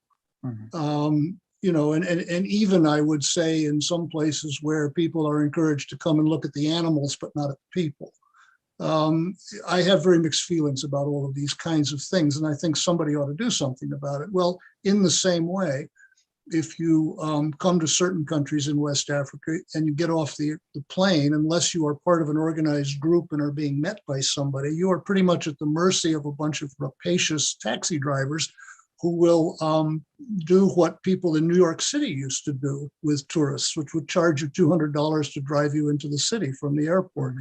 And so that kind of thing, it may sound trivial, but if you're talking about, you know, setting a good example and encouraging cross-cultural communication and mutual understanding and respect and so forth, these are not the things you want to have happen. So who should take the lead in doing that? I think it's clearly the government or some form of agency within the country that has the authority to say to people, don't do this instead. So I would just say, yeah, at a basic level, government needs to be involved in this. Of course they do. Yeah. Great. Ms. Tabari, on this point? I do agree that government is part of the puzzle. Nothing can be done perfectly when governmental support lacks. However, we as people should not count on the government a lot. I mentioned my grassroots approach in Persian hospitality advocacy, and I believe it's the same when it comes to economic and other factors. If the community realizes that when more tourists come to a destination, to a rural area, more souvenirs can be sold and they're going to have economic benefit as a result, then they will feel the impact. If they have that awareness where this money is coming from, they will benefit from it. And there are a lot of things government can do and should do, specifically when it comes to training at elementary level. For example, for a country like Iran, which has a lot of potentials in tourism, and I try not to say the tourism industry, tourism is a social phenomenon more than an industry from my point of view. So when there is a lot of potential to invest into, in Iran's tourism, and it has a lot to offer, so much that it can rely on the outcome, on the economic benefits of tourism, as much as it's relying on the oil income. In that situation, in that context, there should be some courses taught at elementary level to students to be more familiar with with people from different cultural and national backgrounds, having interactions with them, learning, focusing more on geography, and know their history better. More smart people should pursue their studies in history. Not that, in Iran, all the people who are perceived to be smart are going to study engineering and medicine. This should not be the case for a country with this long-term vision that wants to invest in its tourism. So education system is something that definitely the government should pay attention to, but let's not count on them so much. Start with ourselves, and at grassroots level, be aware there are so many economic benefits of tourism for each individual in the host community, and let's make it happen ourselves. That's my main viewpoint. Great, very nice point. Dr. Jafari, I would like to invite at the last moment as an extended panelist today. I know you have a lot of experiences in many different parts of the world in terms of government strategies and involvement. And Dr. Jafari, you have any comments on that point? Yes, I'd like to support what the lady said. I think it's not just about government. Governments must play a role. They're the leaders of the promotion and encouraging an atmosphere of peaceful engagement, because tourism is selling an experience. You go to a country not to change it, you go to a country to change yourself. You have to change. That's important. Now, what do we do in that regard? I think that what we need to do is recognize the fact that every community is hospitable and so on. Hospitality. It's not something you invent. It's not something you expect. You go there to learn something. So whatever happens in that community is hospitality. We saw the examples of Iran. I was in Iran and I was in Senegal also. These are two examples of hospitable community. Every other community, original, authentic community in the world is hospitable.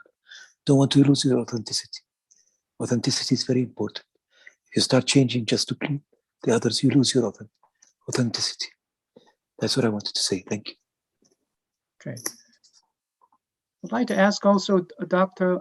Jafari to add some point if you have any, and then also ask Dr. Fadari as a last stage. It's obvious that we all agree that hospitality is lost when commercialization takes over, and when commercialization is the name of the game, authenticity is totally gone. You mentioned experience. Experience means also history. So those of you who are older than 1950s or born 1960s, you remember, or you have read the articles of 1960s. The key concept then was environmental impact statement. In other words, if you want to develop a resort, tell me what your resort is going to do to the environment. This environmental impact statement carried over to the present time, but the governments in particular, not only they want to know the environmental impact statement, they also need to have cultural impact statement. How many governments would ask that question from the developers? They always, if they take sides, would the lakes and rivers be okay, and the trees be okay, and nature would be okay? But how about the culture? So I think we should change the table and say cultural impact statement comes first, because if the culture is not in the right place, the environment is not going to be preserved anyway. It's the culture which is in the foreground, not the environment. Great. Thank you, Joe. Dr. Vafadari? Thank you, Dr. Jang, and thank you all. As we have this custom in SCoT webinars that at the end, we usually share the lessons that we are taking home. I just want to open my backpack and I'd say what I learned today. I think all of our speakers talked about food in the beginning, and food as kind of means of interactions. People are cooking and feeding others because the taste of the food is a kind of international language. You don't need to study a language to taste people's in their language food. I want to share some of the experiences that I had in Japan. As an Iranian living in Japan for 20 years, I was working with local communities in small villages and remote areas in Japan that they call them satoyama. Satoyama are communities deep in isolated places in upland Japan. And in some occasions, I started to teach some tourist village community about Persian food and cooking bread and some Persian food events with them. And I ended up seeing them, they are cooking Persian food much better than me. And by that, they started using Japanese material and cooking Persian food and attracting people to that village. So it was a question for me that food is to share the culture, or it is a kind of a commercial way of interaction and marketing. And I have been learning that, yes, food can be a very unique aspect of hospitality, but at the same time, commercialization of hospitality. And I came to this point that the level of livelihood and the people's means of life is very important. When you sell hospitality, it is very important to see that in what level the hospitality is incorporated to the livelihood. In the case of Japan, for example, if you go to a farmer's guest house, they have this vision saying that this is a farmer's house. If you come to our house, you have to cook with us, you have to wash the dishes, and you have to make your bed. And this is the price of staying here, because they are selling their lifestyle, not the food itself. And people who stay with the host community, they are willing to pay for that. And also the demand side also is willing to do that. For people who come from Tokyo and big large cities of Japan, for example, to stay in a village, staying in a village environment in different architecture and house is an attraction itself. So they do not demand villagers to change their facility to a 5-star hotel, for example, because 5-star hotels are in urban area.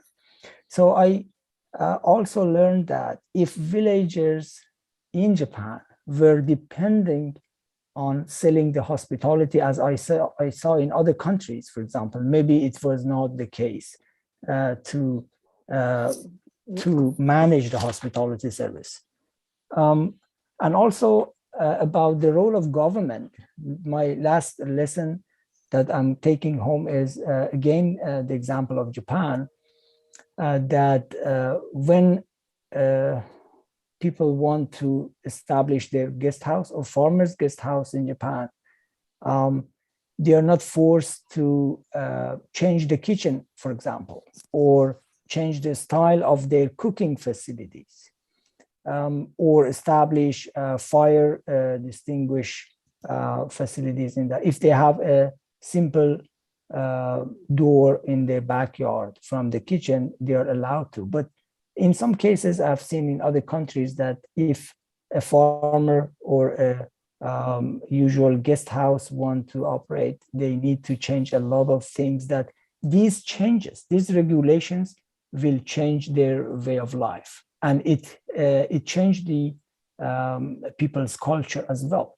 So in order to sell the hospitality, or in order to be in hospitality business, sometimes the government's regulations is an obstacle itself. So we should see that governments are doing a support, or they are just bringing some barriers to facilitate the hospitality as a service. I could say that all these presentations were interconnected, and it gives one message, that hospitality as a service, as Professor Jafari mentioned, and is about to increase the quality of life. And we need to see how this quality is defined, and what satisfies people in different communities. And then this satisfaction, or level of satisfaction, need to be translated for the host-guest relationship. I don't know if these lessons are correct, and I want to ask all the speakers and yourself, Professor Jang, to correct me if my takeout lessons are correct. Dr. Vafadari, you summarized pretty well over the subject we dealt with today's panel session. Especially, I totally agree with the governments, especially the local government has a lot of obligations and duties to make this being hospitable in action in a local destination. To make a better hospital destination, government role is definitely, you have to manage regulations, and also thinking of education and training. That way, residents understand what is the benefit to them, and also their role, a resident's role toward this tourism as well. So thank you for your comments as well. I think, considering the time, I promise it's already slightly over 2 hours. So this is about time that I pass my mic to Dr. Vafadari for audience questions. Dr. Vafadari. Thank you, Dr. Jang. Again, we have a lot of comments in the chat, that is to all, but some of them are questions. I don't think we can answer all the questions, and we are going to interact with the questions to accommodate as much as we can. But yeah, let me select some questions from the floor.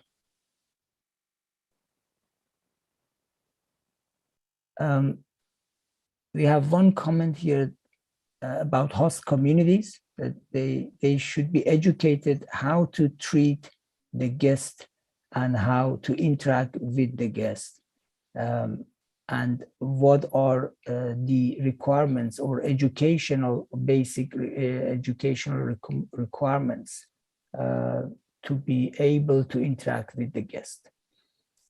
Is there any standard of this host guest interactions? I don't know if you address this question to a specific speaker, Dr. Jang. I'd like to pass this opportunity to the panelist first. Yeah. Anybody? Yes, please. I think more important than educating the community is educating the visitors. The visitors must know exactly what they're coming to get. They must get some information before they go to a place, because they need to learn, they need to grow up. They're coming to a place to learn, to experience. They're not coming to a place to change it. And that's why I'm a bit hesitant about this issue of education. Awareness is something, education is something else. Thank you. Anybody else from the panelists? Mr. Tavares? May I insist?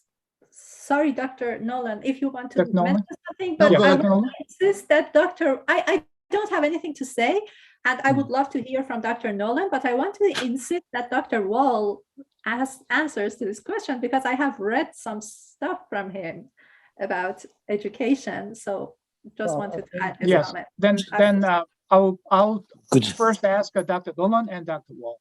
This will. Dr. Nolan first. No, I think my comments may not be quite to the point, but I do think that we need to sort of remind ourselves why are we doing this kind of thing. I've sent, as I've said, thousands of people, young American students overseas, and what I hoped and what I think most of my colleagues involved in international education hope is that these kids, these young people, through their experiences, meeting and talking and living with other people in other parts of the world, that they come to understand that these are people who live their lives on a very different basis from their own lives in the United States, but that even though the basis is quite different, they manage to live happy, fulfilled, spiritual, and productive lives on that basis. I think that's very important, that these are people who are different, and look at them. They are successful in that system. And if you can sort of create tourism opportunities for foreigners that give them that insight into a local culture, number one, they'll learn that there's more than one way of being in the world, which I think a lot of them don't necessarily learn at the beginning. But number two, eventually they will figure out that if other people in the world can live their lives in a very different way from the way I live my life at home, then perhaps someday I could live my life differently too. And I think that's the long-term takeaway. Tourists need to be educated, but they don't necessarily need to be educated by a tourist bureau. It's the experience of being in a relationship with other people in other parts of the world that will teach them about these important things, that there's more than one way to live a life, and that they too could live their lives differently if they wanted to. So I'll stop there. Great. Dr. Wall, can you hear from you? Many residents of small communities, particularly in the developing world, have not themselves been tourists. So this is gradually changing. But as a result, they're not sure why tourists are visiting or what experiences they're expecting. So there are things for local people to learn about tourism.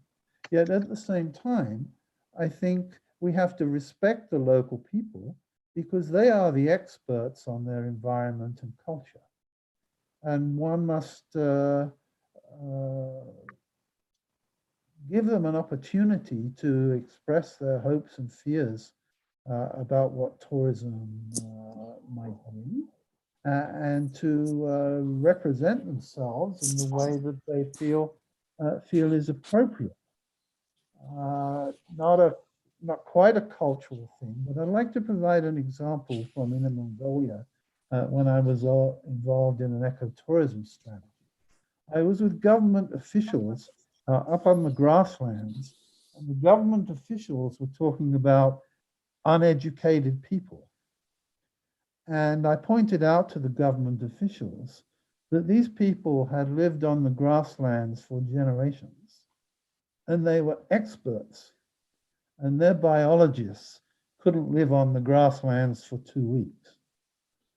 So respect the local knowledge and the culture and so on, and find ways of getting the information that people have, and getting them involved in the process in ways in which they deem appropriate. This was an ecotourism initiative. I remember sitting down in a yurt with a bird book, a book which has pictures of birds. I could not speak with the person who was looking at the book with me, He had lived all his life on the grasslands. But as we turned the pages, he'd go, yes, no, yes. He knew exactly what birds were there, how they lived, and so on. He was an expert on potential ecotourism resources, but nobody had found a way of getting that information. I think respect for the knowledge of local people and what they desire is extremely important. Point. Thank you. Dr. Jafari, do you have a point to add? Well, we have summarized the summaries many times. I think if there would be a chance at the end, I will give you an overall summary. Good, thanks. Yes. And if that's the case, Dr. Bafadari, considering the time, we have about 20 minutes over that I promised, but still, if you have any one question, and would you introduce that question, or if you don't have, that's fine. Thank you, Dr. Jang. Yes, as the last question, I picked up from the chat, and I'm really surprised with the number of questions and interactions in the chat. It's one question here that catch my eyes from Mr. Ahmadi, asking about how we can solve the problem of misunderstanding between host and guest due to the cultural differences. If we end our question and answer with this question, and then we ask Professor Jafari for the final remarks. Oh, yes. Okay. Yes. Dori, maybe you want to answer. So this question is actually related to the one of the questions we didn't actually answer directly, which is who is responsible for cross-cultural learning? Now, guest or host? Okay. In short, I would say both, but over time, the concept of traveling has changed. So there is a book titled The History of Curiosity, which was published in late 1800, and it's all about traveling. But now that you Google search the word traveling and the word travel and curiosity, even in Google Scholar, you don't see so many papers. I'm happy to inform everybody that I am doing my dissertation on a new construct that I'm developing under the supervision of Dr. Jang, Destination Curiosity, travel enthusiasm of those people who travel for the purpose of exploring new horizons and perspectives. So cross-cultural learning is embedded in curiosity, and cross-cultural learning and curiosity is affiliated with traveling 200 years ago, 300 years ago, but it's lost. Now that we talk about traveling, resorts come to mind. One of my professors said this in a conference, that the hotel industry has hijacked the term hospitality from hospitality as a cultural trait. So this is what we are what has happened. So when I say brand for tourism, become hospitality advocates, so we have lost a lot of our values. We as those directly involved in tourism, I as a travel enthusiast, somebody who studied business, but has this love of travel. And whenever I want to travel, I want to go to a different place to learn something new, to experience something new. So this is something that is lost. Having loyalty programs to go to the same hotel or going to a resort. I'm not saying these are bad, different people have different tastes, but going to the same resort or going to a 5-star resort that could look the same in one country and that could be similar in one country and another country, that's not what I think is traveling for the sake of exploring new horizons and perspectives. So cross-cultural learning and curiosity are embedded in traveling, and they have been disregarded. They have been ignored by academia and practitioners and the industry. I mean, we see so many 5-star hotels. I would say, so what? I like to experience 1 or 2 during my lifetime. I want to go to a place, to a conference, to go to a new place. I don't want the conference organizers to tell me which 5-star hotel to reside in. So that, I mean, whatever trade-off there is behind the scene between the conference organizers and the hotels. So that's it. I wanted to shed light on destination curiosity, and you can wait until I graduate.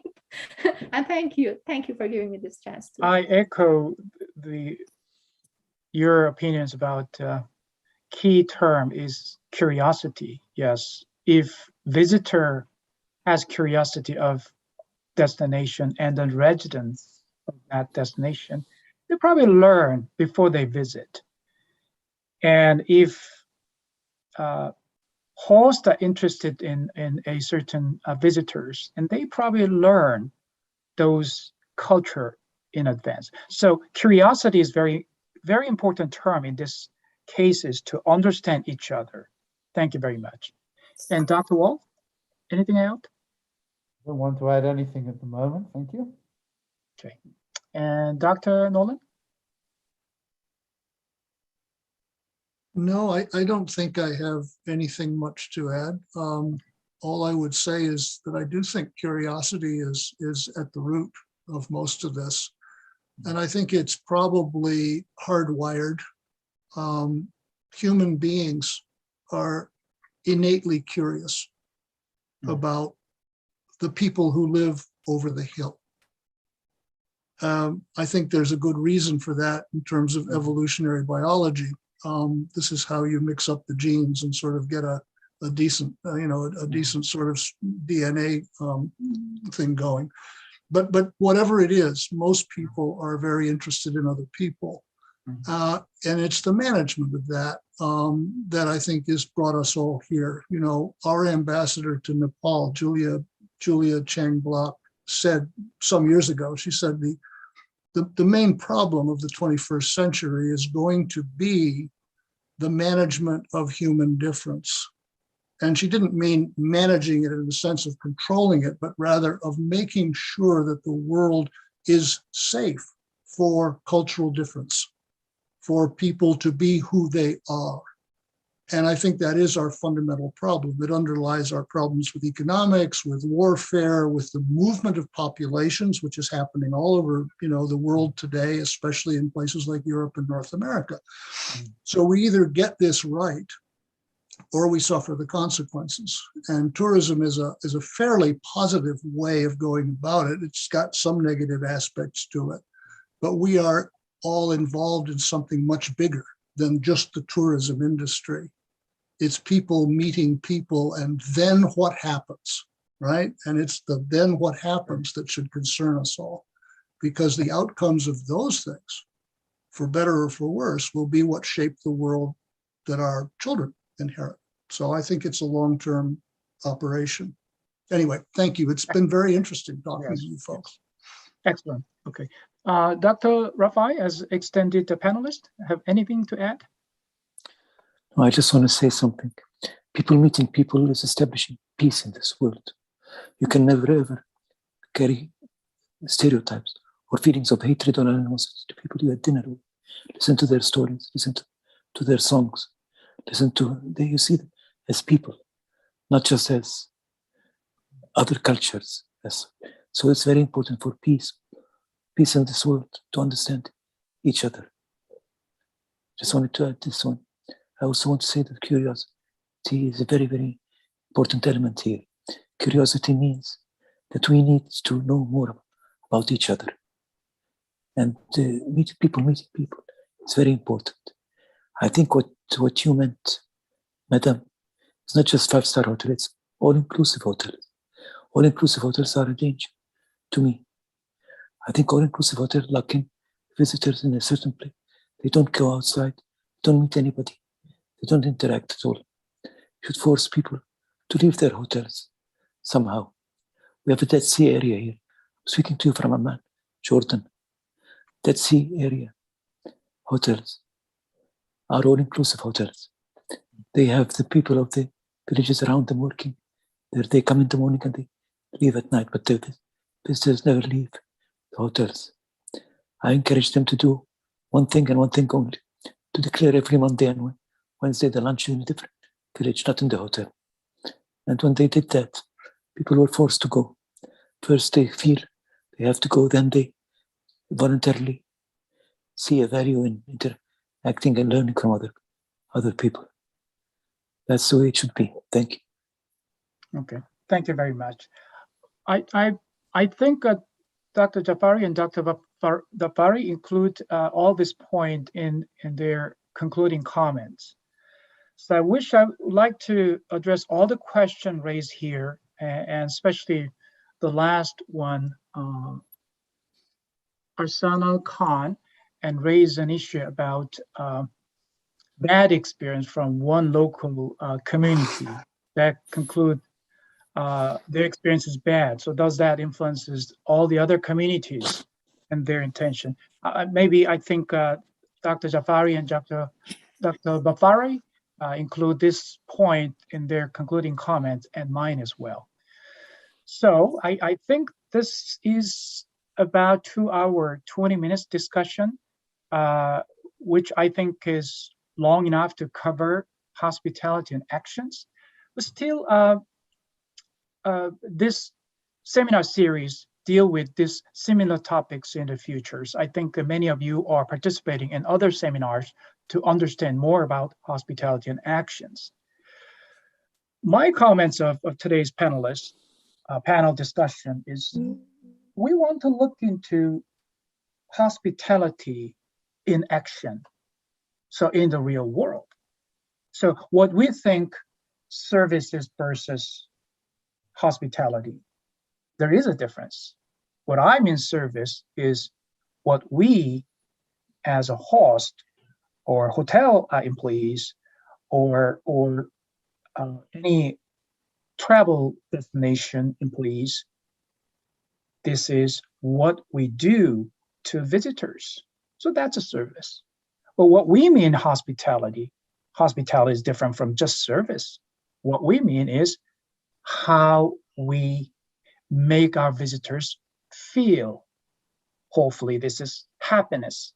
So in order to make our community members really behave, understand all this, and maybe we need somebody or agent or government, maybe thinking of any practices, any regulations, any education and training in place. So all that makes, I think, tourism system is important. It's not just one person's role, it is all stakeholders' role to make really happen in the real world. Thank you very much. Then I pass this mic to Dr. Bafadari for concluding comments. I think I'm going to pass this to Dr. Jafari for the final remarks. Yes, thank you so much. Thank you, Dr. Bafadari. Always passing on the last question to me. No problem. Somehow I feel that we are at the beginning of the discussion. We aired out so many important issues. We are now warmed up to really discuss the situation. Excellent panel discussion, and all the pieces are coming together, and we are all on the same page. It's quite obvious. I was thinking, how can I summarize such a synthesized discussion and get something out of it? And I find it very difficult. But first, I decided to make a conclusion for we academicians. It happens that we are all academicians, and many of us have been teaching hospitality and tourism. All of us have been teaching, including Dr. Talib Rifai. Probably many of you do not know he has his PhD in architecture, and he was teaching architecture here in the United States. So we all have been a professor sometimes in our lives.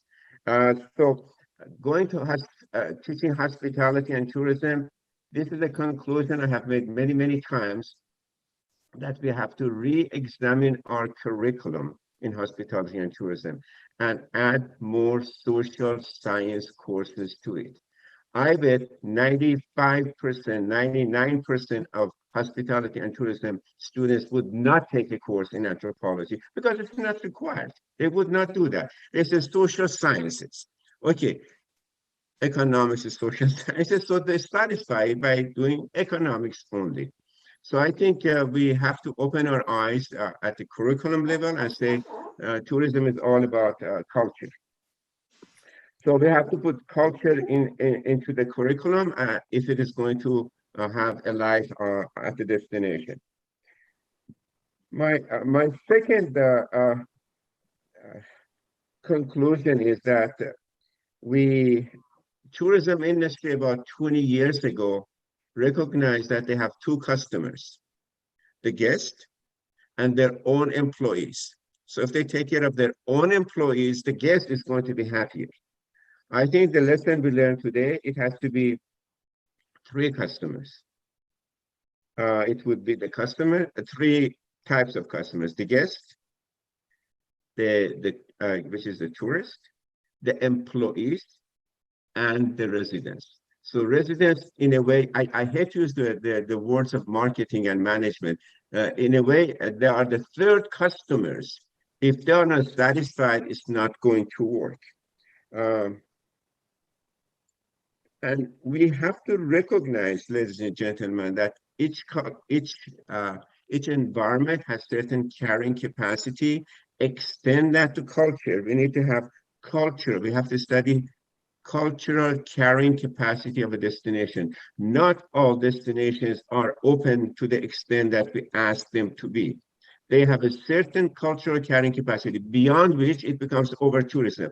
The problem with tourism, over-tourism, is that we think it has to be measured in millions or in thousands. No. Small village with 150 tourists a day, that's way too many, way too many. Or even 150 in a week would be too many. So we need to have the cultural carrying capacity added to the discussion. As to our own webinar, the title of it is created as if faces and places are different. And we were corrected that no, they are going together, faces and places together. So maybe we should be revising the title of our seminar, webinar, to want to see places with faces.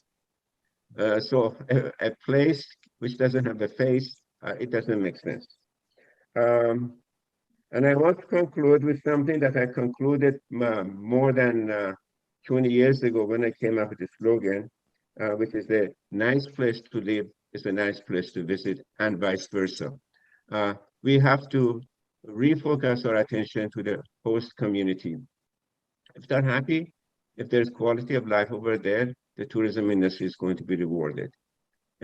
Tourism destination which has gone beyond cultural capacity, beyond its tolerance, no matter what we do, the tourists would not have a good time. So in order to really have a good tourism industry, we have to have the three customers, and the third customer, again, sorry, the language of marketing and management, the third one are the residents. They have to be satisfied at the end. I thank you very much, and I don't want to fail to thank the panel, each member of the panel, especially Dr. Jang, who architected, engineered this panel.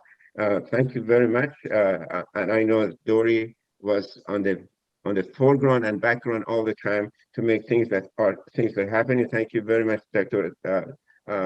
Dory Davari. And also we were talking about communication, and language is one of the means of communication. Thank you very much, Ms. Tadbiri, for translating this simultaneous translation into Farsi. And thank you very much, Qasim, for making this environment possible for all of us. Back to you, Qasim. Dr. Qasim. Thank you, Dr. Jafari. I also would like to thank all of our speakers, and especially Dr. Jang, for this great coordination. I got several message in the chat. If you want to watch the video of this webinar, please visit our YouTube channel. The address is in the chat. Please don't forget to subscribe and click the notification that we let you know when the video is ready in less than 24 hours. You can also watch all other SCoT webinars from volume 1 to this one that is altogether about 40 webinars. We hope to be able to host all of you again and continue this important topic. Once again, thanks all of you, and we are looking forward to see to the future SCoT webinars as well. Thank you very much. Thank you very much. Thank you. Thank you.